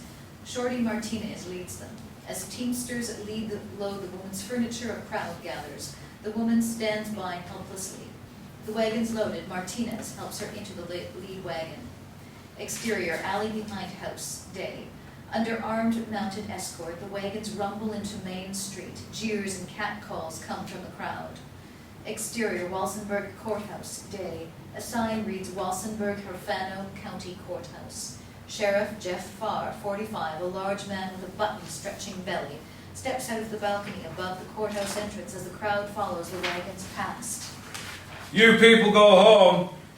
You're interfering with deputies executing their lawful duties. Miners' wives scream insults. Some throw rocks. Farr nods to Martinez and goes inside. Interior, Sheriff Farr's office, day. Farr straps on a sidearm. He takes a rifle from a gun case, pockets a handful of cartridges, and leaves his office. Exterior, Main Street, Walsenburg, day. When the wagons reach 7th Street, the deputies turn without warning. They swing up their rifles and fire into the crowd. They fire about 50 shots. The crowd scatters, screaming. 3 bodies lay motionless in the dusty, rotted street. The wagons proceed down Main Street to the main property. Interior, Ludlow meeting tent, day. The tent buzzes with rage. Miners load weapons. 3. Shot down dead in the street by Farr's deputies. They were unarmed, right in front of the courthouse. All the damn lawmen in the country are the owners.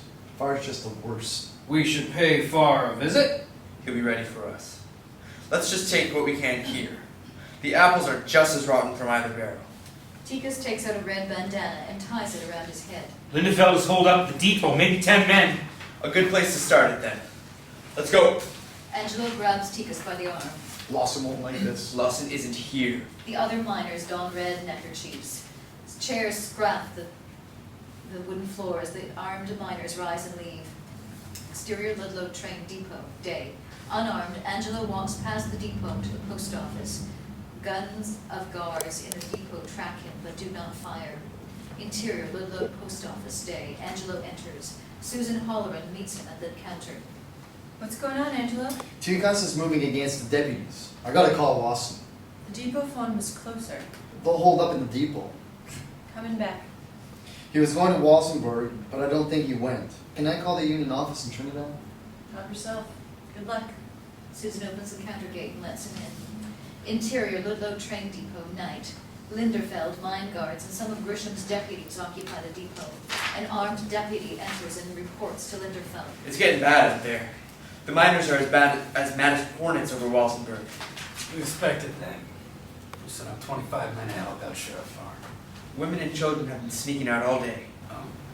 And 2 carloads of armed miners came into the camp since dusk from the south. We better not attack us here in the morning. We haven't got enough men to hold them off. I reckon we'll just slip out. Let them at the depot. And go where? There's a section house a half-mile south. Reinforcements can get in and we can hold there. Exterior section house, day. The section house, a small wooden building, sits alone beside the railroad tracks in a vast sea of open ground. A man with a rifle moves, visible in a window. Exterior, railroad tracks south of Ludlow, day. Dawn is breaking. A railroad spike is pried up with an iron bar as miners tear up a section of track. Interior, section house, day. Early morning. Linderfeld eats cold beans from an open can. Men sleep scattered about, but for guards at the windows. Mr. Linderfeld, where's the field glasses? Linderfeld puts down the can and takes glasses to the guard at the south window. The guard takes the glasses and looks through them. What the hell are you supposed they are doing? Linderfeld takes the glasses and looks. As he focuses the binoculars, he sees the miners lift a rail off the rail bed. Linderfeld waves at the sleeping guards. Wake 'em up! They're tearing up the tracks! Why you figure? Any help from south will have to cross a mile of open ground before they even get here. Exterior, Trinidad train depot, day. A passenger train pulls out of the station northbound to Denver. A wall clock on the building reads 1:47. Exterior, Superintendent's office, C&S Railroad, day. A sign reads Trainmaster. Interior, Superintendent's office, C&S Railroad, day. The superintendent eats lunch. The phone rings. He answers. Colorado and Southern Railroad, Trinidad Superintendent's Office. Don't let the 145 Denver train leave Trinidad. Who is this? The tracks are torn out north and south of Ludlow. Who the hell is this? Intercut. Exterior, phone pole south of Ludlow, day. A miner up the pole checks his pocket watch and cuts the phone line. Intercut. Interior, Superintendent's office, C&S Railroad, day. The phone goes dead in the trainmaster's hand. He hangs up. Interior, front office, C&S Railroad, day. The superintendent enters and Clue looks up. Walter, stop the 145 before it gets close to Forbes. Sir? Yeah, I just got a call telling me how the tracks are out at Ludlow. Yes, sir. The clerk picks up the train phone. Before he can dial, the superintendent issues another instruction. After you get that train stopped, get me John Lawson on the phone right away. Sir, I have no way of knowing where he is. Now try Ludlow. Use the train phone at the depot. The overheard line is dead. Interior, Superintendent's office, C&S Railroad, day. The clerk sticks his head into the office. Lawson is on the line, sir. The superintendent picks up the train phone. Lawson is on the Ludlow depot. John, what the hell are you doing? We're on your side. We will fix the tracks, sir. And your word that no more deputies or mine guards will be allowed on the trains. You have it? Now get that damn track fixed so I can put an inspector out there and start letting trains through. Thanks, Roscoe. Solidarity. They'll just bring deputies in on a Denver and Rio Grande line. It's only 2 miles east of yours. You let me worry about that. Call me when you have the track fixed. Damn it, John. Interior, section house, day. Linderfeld and the mine guards holed up in the section house are under attack by miners. Exterior, section house, day. 40 armed mine guards sortie from the Berwind Canyon. Led by Nemo, they run across open ground to reinforce Linderfeld's men in the section house, firing as they come. The attacking miners withdraw. Interior, section house, day. The firing becomes sporadic and ceases at nightfall. Nemo looks out a window at falling snow. Carl, if they hit us again in the morning, we'll be sitting ducks here. I know. I'm thinking we head up to Tabasco to keep in. It's better. Stone buildings. Still quick while the snow's still falling. Exterior, section house, night. The guards leave the section house and head up the canyon in darkness. They leave the lights burning. At the mouth of the canyon, Nemo turns and looks back across the open ground towards the section house. Carl. Linderfeld turns. He looks past Nemo to the section house. It is ablaze, sending up billowing clouds of black smoke. Good call, Nemo. The other men turn and look at the burning section house. Ain't over. They'll hit us hard at Tabasco in the morning. Linderfeld nods. They trudge onwards up the road to Berwind Canyon towards Tabasco. Exterior, Tabasco mining camp in Berwind Canyon, day. Miners fire rifles from positions of cover on the hillsides. The mine guards are pinned down. The firing tapers off to silence. Nemo takes his rifle and heads for the door. Rushing from cover to the outhouse, he draws no fire. Angelo waits with a large knife behind the outhouse. As Nemo emerges, Angelo jumps him from behind with a knife. He snarls in Nemo's ear. Between men. Leave the woman out of it. Angelo slits his throat. Nemo stumbles a few feet, spurting blood, and falls dead on the ground. Vermilion stains the snow. Interior, Governor Ammon's office, day. The office is full of bankers. Brodie Cunningham, state auditor, a burly, red-haired Irishman who looks more like a blacksmith than a comptroller, wears a visor, suspenders, and a bow tie. General Chase is there. We will issue the debentures today. We have buyers. We can fund troops in 30 days. The mine owners should be made to negotiate. They refuse. The coal continues to handle their own affairs. I will not issue pay warrants to state troops when they are fielded. That, Mr. Kinahan, is between you and your governor. We will fund the debt as he wishes. Ammons glares at Cunningham. Cunningham glares back. Interior, John D. Rockefeller Jr.'s house, day. John D. Rockefeller Jr., 58, eats breakfast in a sunny breakfast room. A white-jacketed black waiter stands at the side. Frederick Gates enters. A letter from Bowers, sir. I thought you should see it right away. Rockefeller Jr. continues to eat. He cracks a soft-boiled egg with a butter knife. Please read it, Gates. Gates opens the letter and begins to read. My dear Rockefeller waves the knife, urging Gates to get to the meat of the letter. Gates continues reading.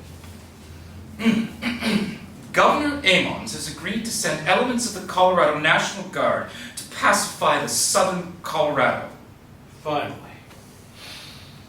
The state will issue death certificates at 4% to fund the operation. We have secured the cooperation of all the banks in the city. They have conferred with our little cowboy governor, agreed to lend the state all funds necessary to pay the militia and drive the vicious agitators out. 4%. Buy it all. And how Bowers let the militia know who is paying them? Coal prices are rising, Mr. Rockefeller. As are the winds of war with the Kaiser, Frederick. Let us hope the strike keeps the prices high when the War Department starts buying our coal for the troop ships. Rockefeller Jr. spreads a scone with marmalade. Our margins don't change. He takes a bite. Exterior, Tabasco Mining Camp in Berwind Canyon, day. Several mine guards are holed up in the company office, pinned down by sniper fire from the miners. Guards in other buildings return fire occasionally toward the hills where the miners fire down on them from cover. Interior, Tabasco Mining Camp Company office, day.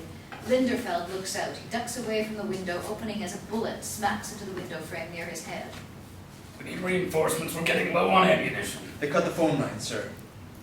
What about the telegraph? Not yet. Linderfeld gets a piece of paper and writes. He hands it to the telegrapher. Send us to the CF&I office in Trinidad and the General Chase in Denver. Be quick. Anybody seen Nemo? Okay. Linderfeld pops a piece of licorice into his mouth.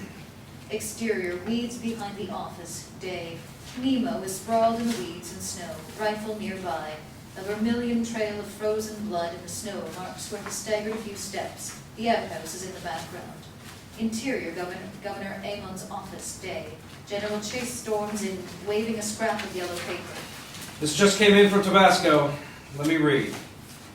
There has been continuous battle for 40 hours. No hope of help from Sheriff Grisham. We need ammunition and high-power rifles to hold this place and protect women and children.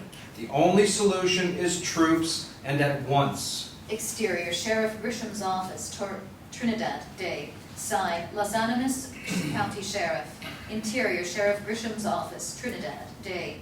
Albert C. Phelps, 36, a partner in the Baldwin Phelps Detective Agency, enters. He is trim and dapper and reeks of authority, power, and importance. Sheriff Grisham rises. Mr. Phelps, when did you arrive? I just came from General Chase in Denver. We are to assemble a relief force for Berwind. The miners have our guards bottled up and they're playing hard. Are we any closer to getting regular troops down here?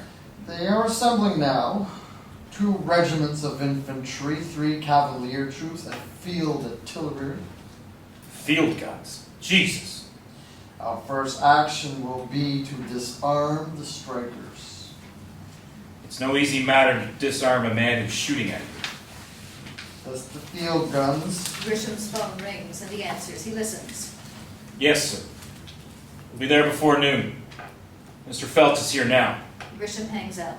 Phelps raises an eyebrow. General Chase? I thought this might be.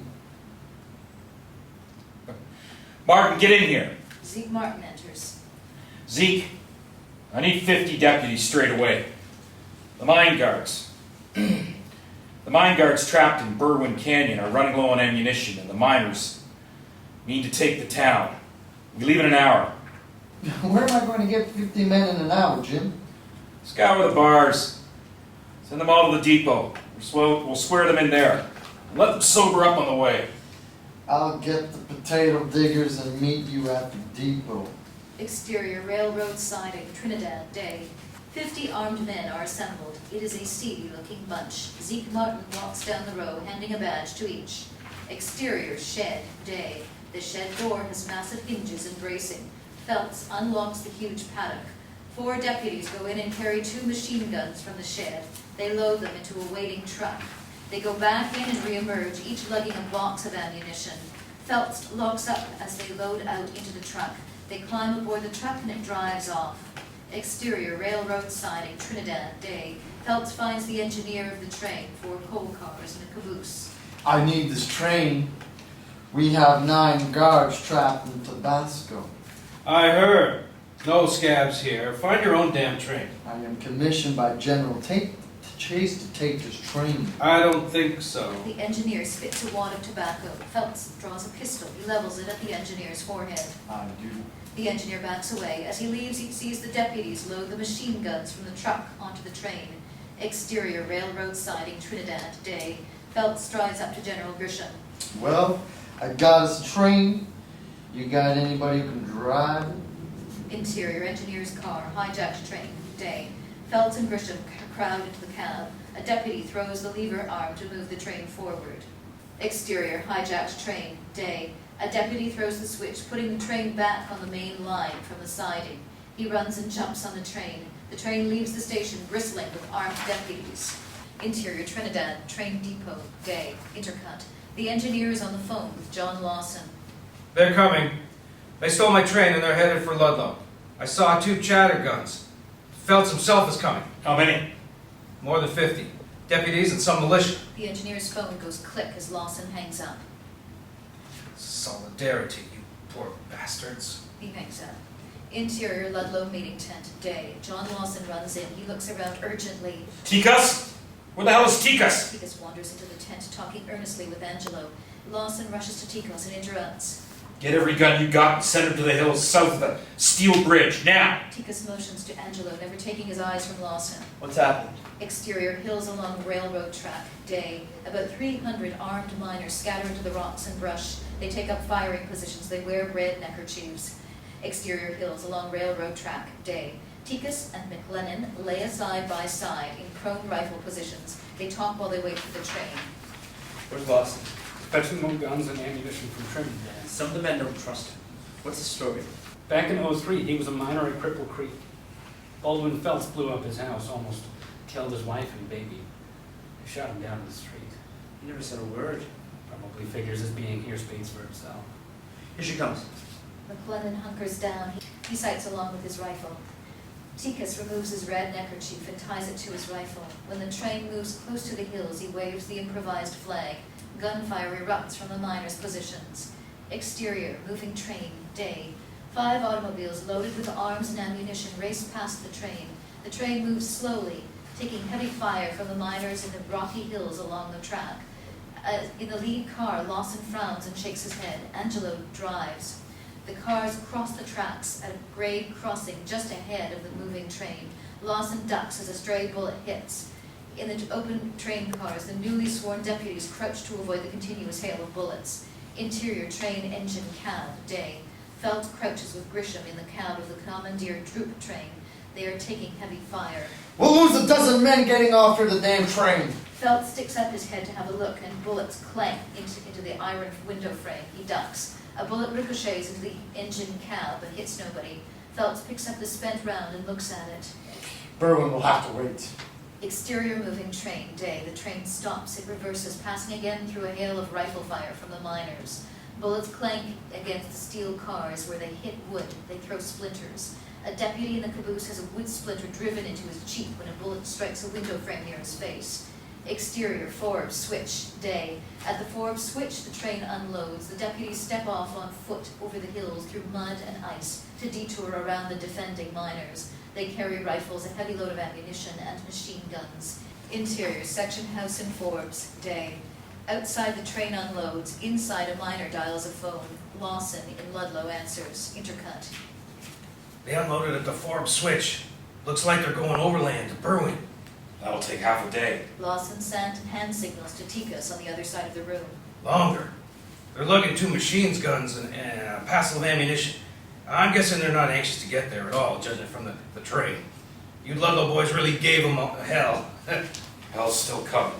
Interior, Tabasco Mining Camp Company office. Day. Sporadic gunfire sounds outside. Linderfeld speaks to the telegrapher. The telegrapher writes in as Linderfeld speaks. To General Chase, Adjutant Denver. Unable to get ammunition in. When will troops get to Berwind? Phone line in possession of rebels.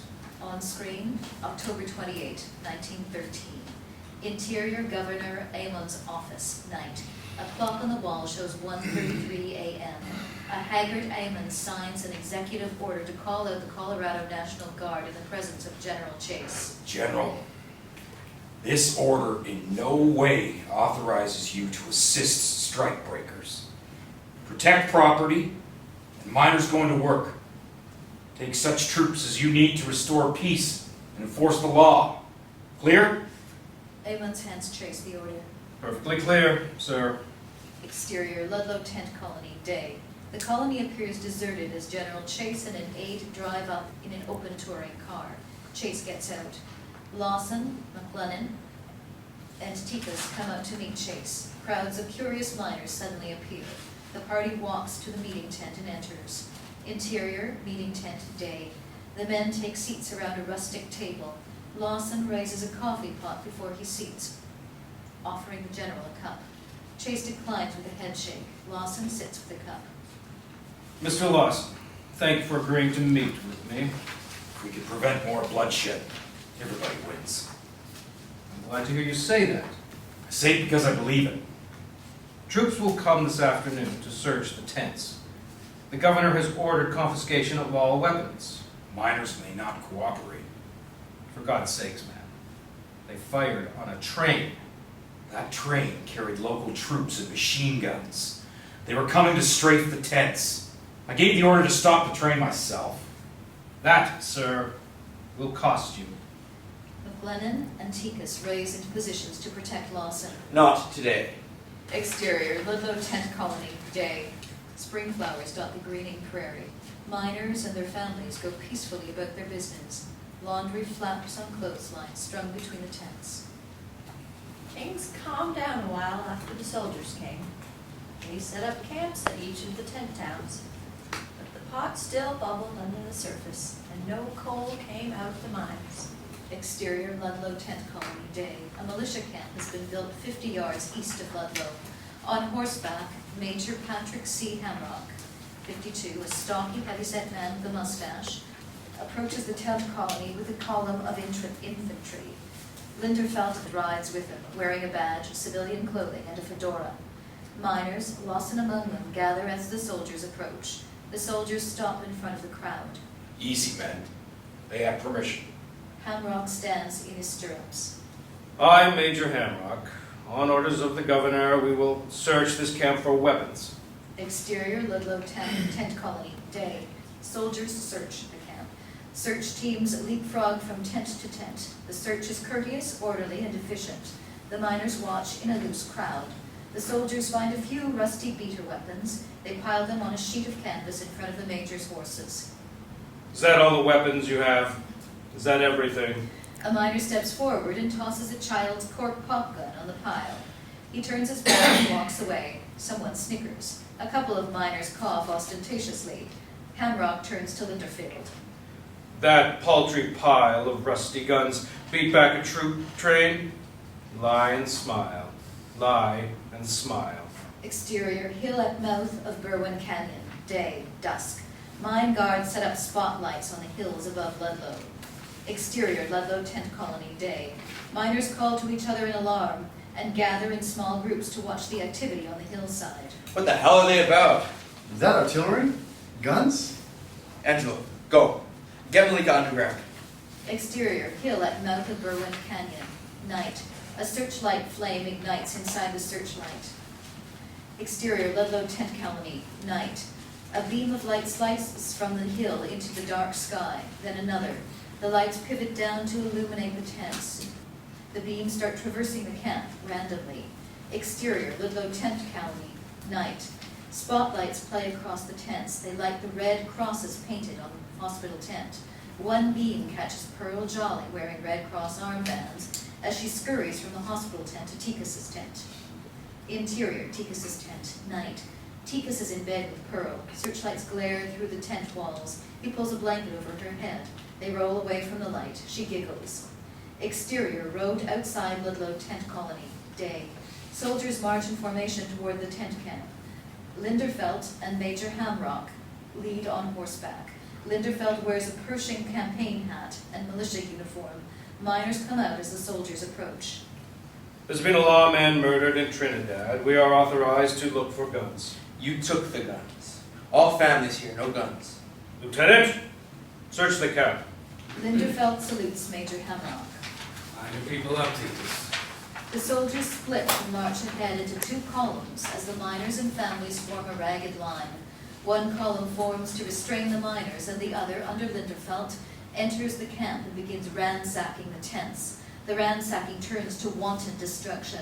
The soldiers bring out a few guns and ammunition belts. Linderfelt returns to Hamrock. He grins. Just like old times, eh, Major? Hamrock scowls, raises a questioning eyebrow. You were a wounded knee, weren't you? I fought with Madero in Mexico. Assemble the troops, Lieutenant. Keep your comments to yourself. Hamrock wheels his horse, leaving Linderfelt alone. Linderfelt struggles and eats a piece of licorice. On screen, April 19, 1914, Greek Orthodox Easter. Exterior, Ludlow tent colony, day, dawn. Greek Orthodox Easter celebrations are in progress. The camp is quiet. Singing of a hymn is audible, but muffled. The singing stops.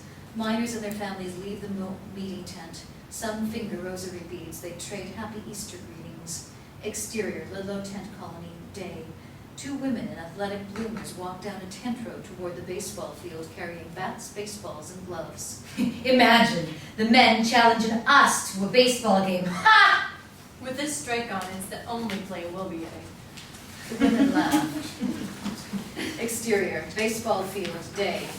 A baseball game is in progress with all female teams. A few soldiers from the militia camp taunt the women ball players. The ball players taunt back. You play like girls! We beat the men this morning, something you can't do. You men are strays. Your tents are yonder.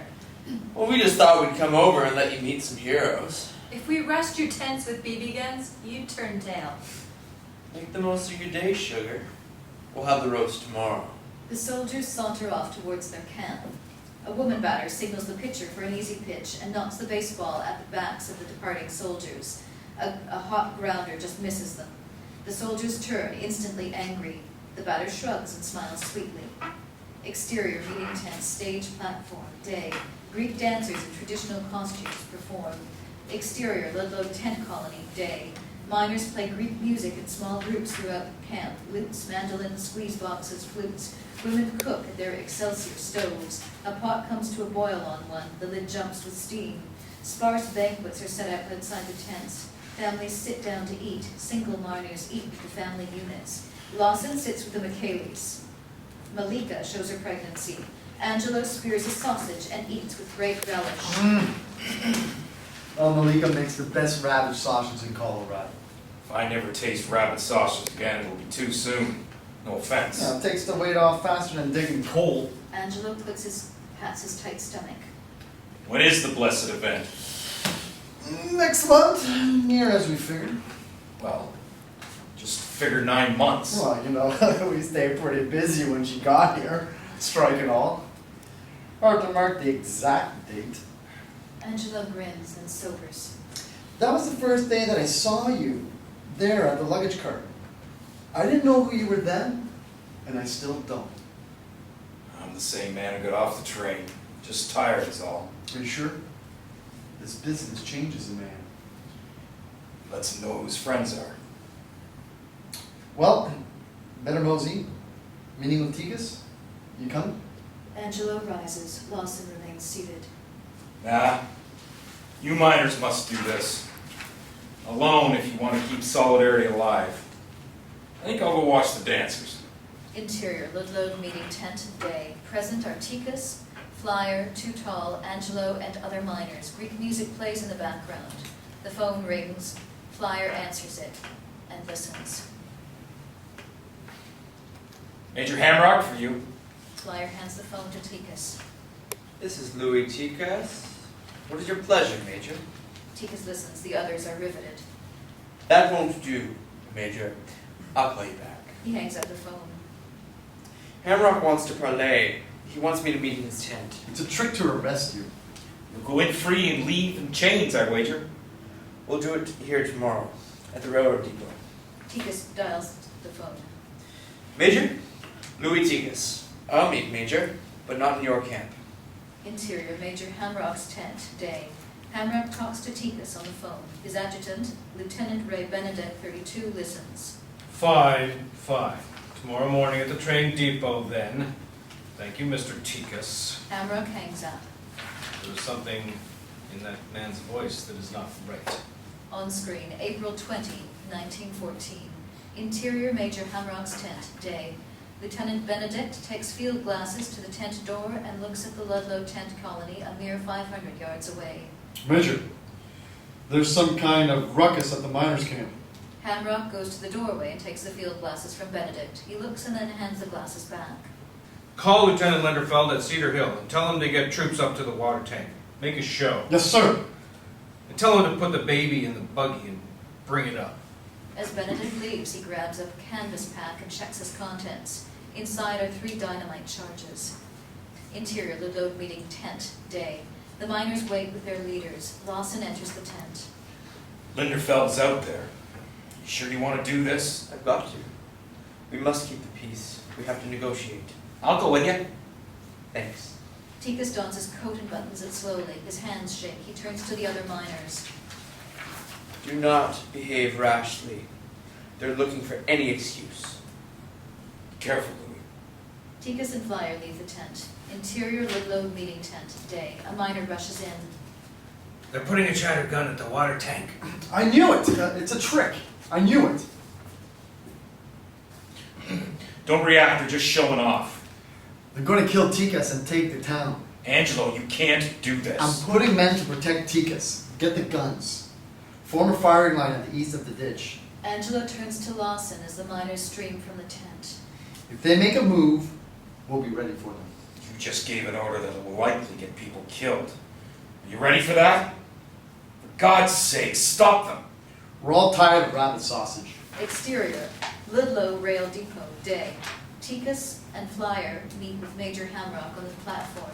Lieutenant Lawrence gallops up to the meeting men. He salutes. The advance detail has arrived on Water Tank Hill, sir. Very well, Lieutenant. Join your command. Lawrence salutes and wheels his horse. He heads back towards the troops visible on Water Tank Hill. As he clears the building to an open view, he sees scores of armed miners streaming from the tent colony. They run across the baseball field east of the depot into an excellent position to deliver fire on the right flank of the Water Tank Hill. He wheels his horse and gallops back to the depot, yelling, Major, we're all in for it. Tikas turns to see what is alarmed Lieutenant Lawrence. He sees the armed miners leaving the camp. He looks toward the machine gun on Water Tank Hill and back at the miners. Oh no. No! Tikas races back towards the tent colony. He waves a handkerchief and shouts for the miners to go back. Hamrock runs towards his own tent. Exterior, Dotson tent, Ludlow tent colony, day. As Irene's mother carries a basket of laundry from her tent, she sees the soldiers moving on Water Tank Hill. She drops the basket and runs back inside, where she gathers up her babies and climbs into a pit dug under the floor of her tent. Quick, into the pit! The family dives to the floor and into the hole in the floor. Emily grabs for her teddy bear and her mother yanks her in. Interior, Major Hamrock's tent. Day. Hamrock cranks his phone. General, Major Hamrock. How's breaking loose here, sir? Where? Ludlow. Use restraints, Major. Ludlow is tinder ready for flame. Yes, sir. Restraint. A burst of distant rifle fire distracts Hamrock. Do you hear it? Restraint. We are under attack, sir. Exterior, water tank hill, machine gun emplacement. Day. Linderfelt, in a campaign hat and fatigues, watches the miners' movements intently through field glasses. He sees Lawson with a group of miners, gesturing. A force of armed miners slips out of the colony behind the tents and takes up firing positions on a drainage cut. The troops on the hill start taking fire from two directions. The machine gunner looks up at Linderfelt from his position at the gun. Sir, a firing order. Sir, they're flanking us. Permission to return fire, sir. Linderfelt lowers his field glasses. A bullet kicks dust at his feet. Fire at will. Get that bunch on the right. The machine gunner chambers the first round and fires. Interior, Valdez family tent. Day. At the sound of gunfire, Patria Valdez herds her children into an interior pit. The gunfire goes quiet. She starts sweeping inside the tent. Gunfire resumes. Bullets rip through the canvas and chew up her household belongings. She throws her broom aside and jumps into the floor pit with her children. Exterior, road outside Ludlow tent colony. Day. The firing has died away to deathly quiet. Soldiers march in formation toward the tent camp. Linderfelt is on horseback at their lead. Tikas, in his suit and tie and red bandana, carries a white flag. He stands with a large group of miners wearing red bandanas, motionless on the road until the soldiers draw up. In a signal from Linderfelt, the column stops. Tikas, with flyer, leaves the miners' group. They walk along the railroad track toward the troops. Linderfelt pushes his campaign hat back and smiles. He eats a piece of licorice. He dismounts and walks up to Tikas. Well, if it ain't the Greek. Tikas, isn't it? Where's Major Hancock? Major Hamrock's a busy man. Oh. He agreed to meet. Oh, you miners scorched that when you opened fire this morning. Your people opened fire. Well, line your people up, Tikas. I'll take their guns. Someday. Yeah. We'll let it come now. The two men stand face to face on the rail tracks. Suddenly, Linderfelt swings his rifle and strikes Tikas viciously on the head. Tikas raises his arm to defend the blow. His arm breaks. Tikas falls, stunned. The rifle breaks. Linderfelt throws it to the ground. As Linderfelt walks away, his militiamen shoot the prone Tikas 3 times. The body twitches with each impact. At the assault of Tikas, Flyer flees from the tent camp. A bullet plows through the back of his head and rips off his face before he can make it to safety. Exterior Ludlow tent colony. Day. Pearl Jolly, with red cross armbands, tries to break free of miners who restrain her. Louis! The miners scatter as gunfire resumes. Exterior, Frank Bay's ranch. Day. East of the Ludlow tent colony, a rancher, Frank Bay's, fills a water tank at his corral. When the water gurgle stops, he hears faint gunfire from Ludlow. Almost a mile away, he shakes his head in sad regret. Interior, pit. Day. Women and children huddle in a pit while the machine gun continues to chatter. Sporadic small arms fire pops between the machine gun bursts. Exterior, Ludlow tent colony. Day. A miner lies prone with a rifle at the corner of a tent. He aims carefully and fires. 2 bodies sprawl motionless nearby, and a third with a leg wound crawls for cover. Exterior, water tank hill machine gun emplacement. Day. A guardsman is hit and topples. The other crouched lower. Interior, pit under Snyder family tent. Day. In the early afternoon, William Snyder crouches in a pit under his tent with his wife and their 6 children. The sound of gunfire tapers off to silence. Sounds like it stopped. William, the children are hungry. Can you fetch food? Frank, come with me. Father and son Frank, 11, climb from the pit into the Snyder family tent. Above where Snyder hands his son a dipper and a bucket. He gestures to a water barrel in the corner. Fetch some water to your sisters. Yes, Papa.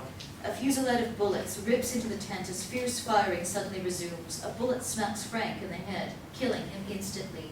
Snyder, whose back is turned, packing food into a bag, warns his son, who is already dead. Leave it! Frankie! Back in the pits! Hurry! Hustle, boy! Snyder turns to see his son prone on the floor, a bullet hole in his child's head. He shrieks in rage and grief. He kneels and folds the boy's arms, picks him up. He returns to the pit, vanishing into the blackness with his dead son as bullets smack around him and machine guns clatter in the distance. A scream and eerie keening rises from the pit from Snyder's wife. Exterior, water tank hill, machine gun emplacement, day. A machine gunner hears the eerie scream. He exchanges looks with his beltman. Another soldier falls from his kneeling position, shot. Linderfeld scans the area with field glasses. Lieutenant Lawrence, Sir? I'll take a detail to flank this bastard and we'll scour out the ditch for you. Yes, sir. This crossfire is killing us. Keep the gun working. Linderfeld takes a 10-man detail of militia held behind Water Tank Hill to occupy the Ludlow depot. Among them is Linderfeld's brother, Ted, a captain in the regulars. You men come with me. Take up firing positions in the depot. Stay down as we cross. The soldiers crouch, waiting. Linderfeld checks his watch. Ted, you gotta hold the depot. It's our only anchor. I'm going to Hemrock's tent. Move north on the rail bed if you can, and bring fire into that cut behind the tents. 3 explosions go off consecutively on the far side of the depot, behind the militia tents. At the first boom, Linderfeld gives the orders. Go! They run across open ground under sporadic fire from the colony and take up firing positions inside the building and behind some lumber piles outside. Interior, Major Hemrock's tent, day. Linderfeld enters to find Hemrock hanging up the phone. Major, our ammunition is running out. That was General Chase. He's sending reinforcements and 6,000 rounds up by train from Trinidad. He wants to know, do we hold Ludlow Depot? Exterior, Water Tank Hill, machine gun emplacement, day. Major Hemrock surveys the tent colony with field glasses from the base of Water Tank Hill, behind a low revetment. One machine gunner is relieved by another, who slides into position behind the gun. Rounds are chambered in the machine gun. Rifle bolts close, chambering rounds. Commence firing! The machine gunner fires a burst and stops. Hemrock scowls. Corporal, into the tents. Not over them, if you please. Guardsmen strafe the tent colony with machine gun fire.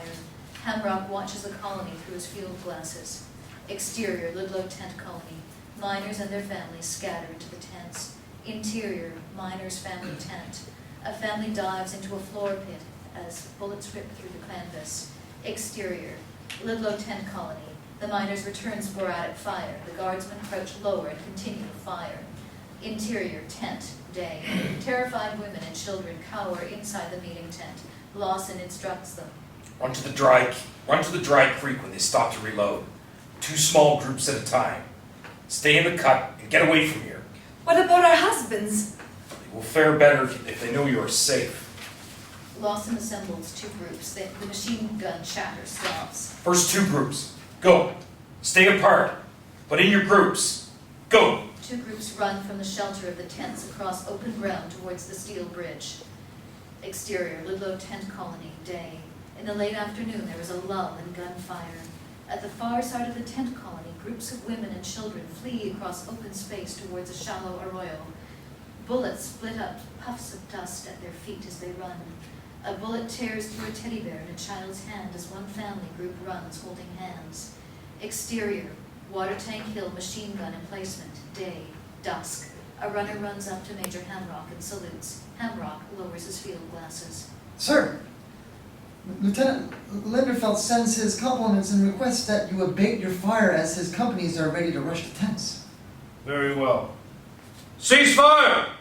The machine gun goes silent. A message to return, sir? Tell Lieutenant Linderfeld to show these roaches a light. Exterior, Dotson tent, night, darkness. A bulb torch ignites. A soldier in uniform splashes a canvas tent with coal oil. Another applies a torch. Whoop. Oh my God. Get out, get out! Exterior, Frank Bay's ranch, day, dusk. Frank Bay is up on his windmill with binoculars. He sees a soldier with a torch firing a tent. He climbs down and goes into the ranch house where Mrs. Bays works in the kitchen. Put on more food, missus. Ludlow is burning. Some of the miners will come this way. Make up some extra beds. Miss Bays throws more food into her stew pot. Exterior, Ludlow tent colony, night. Darkness has fallen. Guardsmen throw kerosene and begin firing tents with torches. The center of the tent colony is ringed with flames. Women and children rush to find a way out, only to be blocked by flames or troopers at every attempt. Lawson, with a group of women and children, approaches two troopers who are monitoring the exit path. Oh, he's the one Linderfelt wants. Hold it right there, mister. Lawson levels a revolver at the trooper. Let them go. By God, I'll drop you where you stand. Let them go. The soldiers look at each other, lower their weapons, and back away to open a path. The women and children flee into the darkness. Lawson vanishes between two rows of unburnt tents. Exterior, Frank Bay's ranch, night.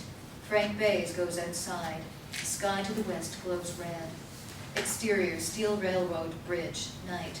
A dozen soldiers move onto the bridge ahead of the women and children trying to pass under the bridge. The families turn back, scattering into the darkness. Exterior, Frank Bay's ranch, night. Women with children start to struggle in from the darkness. Bays meets them with a lantern. They are dirty and sooted. Tear stains mark their cheeks and their eyes are wide with fear. Malika is among them, as is Irene's mother. Sporadic gunfire sounds in the far distance. Exterior, railroad tracks north of the tent colony, night.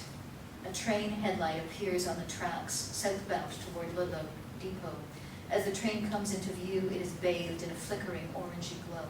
As the local freight train approaches the depot, its headlights pick up militiamen firing from positions east of the tracks. Rifle flashes perforate the darkness. Interior, train caboose, night. From the caboose of the 36-car train, the brakeman sees rifle flashes. He extinguishes his light and looks out. Outside, he sees a soldier douse a tent with coal oil and another man run a blazing torch up the tent sides. The brakeman watches scores of women and children stagger from rows of burning tents. In the cover of the passing train, they run toward the shallow arroyo. Interior, train, engine cab, night. As the train hisses and squeals to a stop, armed militia rush the engine cab and aim their rifles at the engineer. Light from the burning tents flicker in the cab. Get that goddamn train out of here! The engineer throws a lever and the train begins to move. Interior, Snyder family tent, night. The gunfire stops as the train blocks the lines of fire. William Snyder turns to his wife. We're going. Wife, get the sheep for the boy. It's not safe. It's maybe our only chance. The soldiers have us boxed.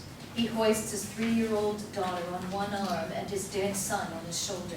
His wife and children follow him into the darkness. Exterior, Snodgrass store, night. As the Snyders round the corner of the store, a flashlight beam flares in their dirty faces. They freeze, blinded. Where do you think you're going, Striker? A hammer on a gun cocks. I'm not a striker. I want to leave. My son. If you're not a striker, then what in God's name are you doing here? I had no place else to go. Well, you'll go now. If you're here at dawn, I'll arrest you. A hammer on a gun uncocks. The beam turns to indicate the depot door. The redirection of the beam reveals Linderfelt holds it. Snyder and his family hustle past Linderfelt and go inside. As they step into the Ludlow depot, the sound of sporadic gunfire mutes, but is still audible when Snyder closes the door. Shots are louder when soldiers in the depot fire on the colony. Snyder lays his son on the floor and covers him with a white sheet. His wife places a pillow under Frank's head. The family settles against the wall and waits as gunfire from the other side of the wall continues. Orange glow flickers on the walls from the flames of the Ludlow colony. Exterior road outside Ludlow tent colony, day. Early morning, Lawson, dirty and tattered, kneels and cradles Tika's head. He lays Tika's body down gently and covers it with his coat. He removes Tika's red bandana and knots it around his own neck. He rises, picking up the white flag, and looking back toward the burnt tent colony, he breaks it over his knee. He throws the pieces to the ground. Exit, Ludlow tent colony, day, early morning. Wisps of smoke rise from the charred ruins of the tent colony. Small fires flicker here and there. Armed troopers loot the ashes and rubble. A soldier finds a silver picture frame and stuffs it into his tunic. A soldier finds a bottle of liquor and puts it into his pack. A tiny little girl, young Irene, 6, dirty and tear-stained, wanders unchallenged through the burnt tent area. She clutches a teddy bear with a bullet hole in it. Tent sites are marked by charred iron stoves and standing chimneys. The tents are burned to smoking rubble. Exterior, Ludlow tent colony, day. The soldiers have left. The miners straggle in by ones and twos. They pick through the rubble and ash. Susan Holleran, the postmistress of Ludlow, finds Mary Petrucci wandering through the rubble in a daze. Mary? Mary Petrucci? Are you all right? In the pit. Oh, in the pit. In the pit. Oh, I was in the pit. Oh, Mary, where are your babies? I ran. I couldn't take it. I ran away. Ah! Where, Mary? Which tent? Susan sees Alcarita Pedragon wandering through the rubble, also in a daze. She accosts her, shaking her shoulders. Alcarita, where are your children? As Susan questions Alcarita, Mary starts to wander off. Susan grabs her and brings her back. Non sé, no puedo encontrar. ¿Los ha visto? ¿Ha visto los mis niños? You come with me now. The two women follow numb and docile. Interior train cab, day. The southbound train slows as it passes the sign for Ludlow. On the side of the tracks is the smoking hulk of the Ludlow tent colony. As the train stops, the engineer sees something ahead and moves to the other side of the cab for a better look. He sees the bodies of Flyer and Tikas still sprawled where they fell. The white flag of truce, broken in half, lies beside Tikas and the pieces of Linderfeld's broken rifle. The engineer crosses himself. Exterior, Ludlow train depot, platform, day. The Snyder family rushes to the train and boards. Susan puts the two women on the train to Trinidad. She goes inside the depot, where Linderfeld, fully dressed, sleeps on a bench. A bloody sheet is wadded on the floor below him. Lieutenant Linderfeld, wake up! Oh, what do you want? You must send a detail to look for missing children. At the tent camp. They were in the second row from the back. Lord, woman is over. They're probably at a ranch somewhere. Okay, we already searched. You have to do this. For any redemption you might hope to find for what you have done here, you must. I will decide what I must do. Now leave me to sleep. Exterior, Frank Bay's ranch, day. Frank Bays and his wife return to their ranch. Their car stops in front. The front door is ajar and damaged. Interior, Frank Bay's ranch, day. Frank and Mrs. Bays enter, carrying groceries in boxes.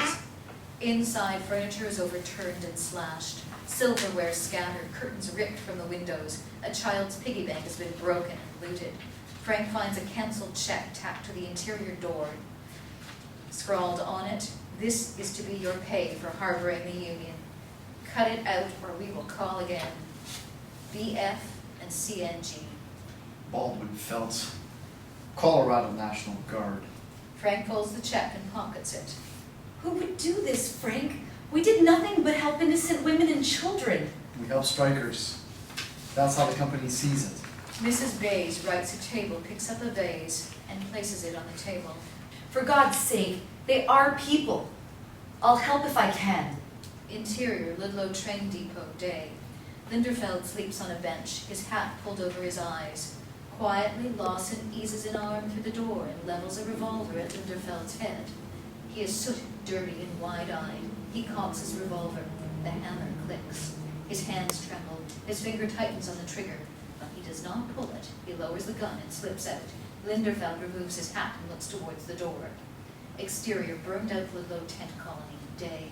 Linderfeld's militia searches the debris. He watches bored. He eats a piece of licorice. A soldier lifts a pile of burnt, tattered canvas with his rifle barrel and peers into the dark pit underneath. Oh, holy mother of God. In the pit he has uncovered lay the sooted bodies of 2 women and 11 children, tangled and holding each other in the protective positions in which they died. They are not burned. They suffocated when the fire above them prevented escape and used all the oxygen. The soldier turns away and retches uncontrollably. He gathers himself, wiping his mouth and his face. Lieutenant! Over here! Exterior, church in Trinidad, day. Funeral services concluded. The caskets are carried out. 2 full-size black caskets and 11 small white ones. Hopkins. A crier announces the dead, and a miner rings a gold bell as each casket passes. Elvira Valdez. Bong, Eulala Valdez. bong, Mary Valdez. bong, Onofrio Costa. bong, Lucy Costa. bong, Golia Pridagon. bong, Rodrigo Pidragon. bong, Corviva Pidragon. bong, Frank Petrucci.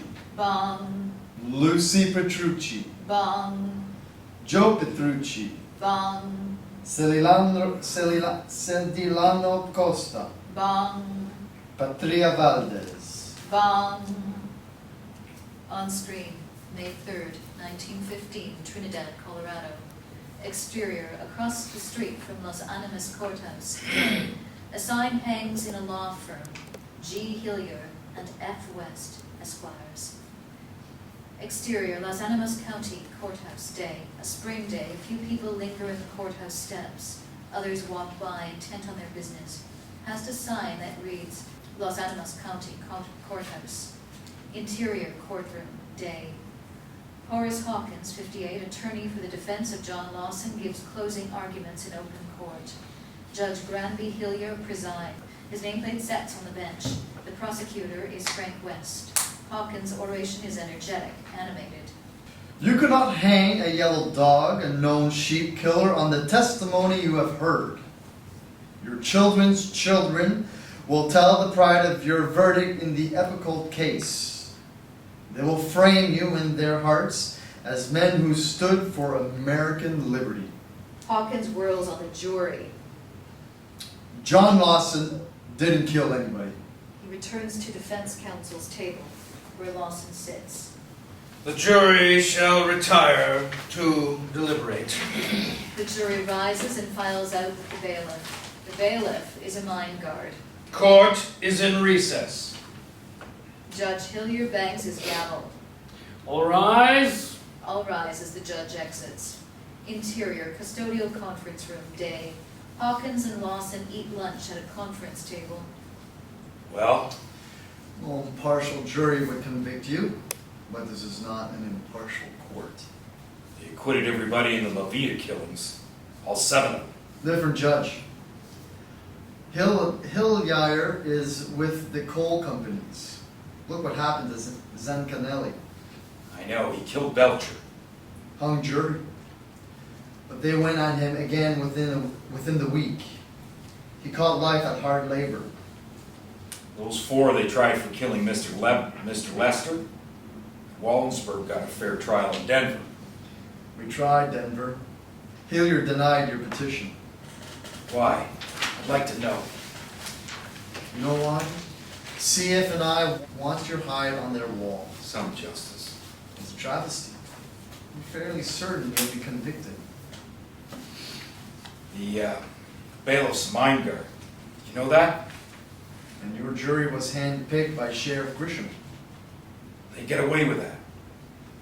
Lawson throws down his napkin on the table. Hilliard ordered him to select the jurors. That pretty much shot Voisir in the head.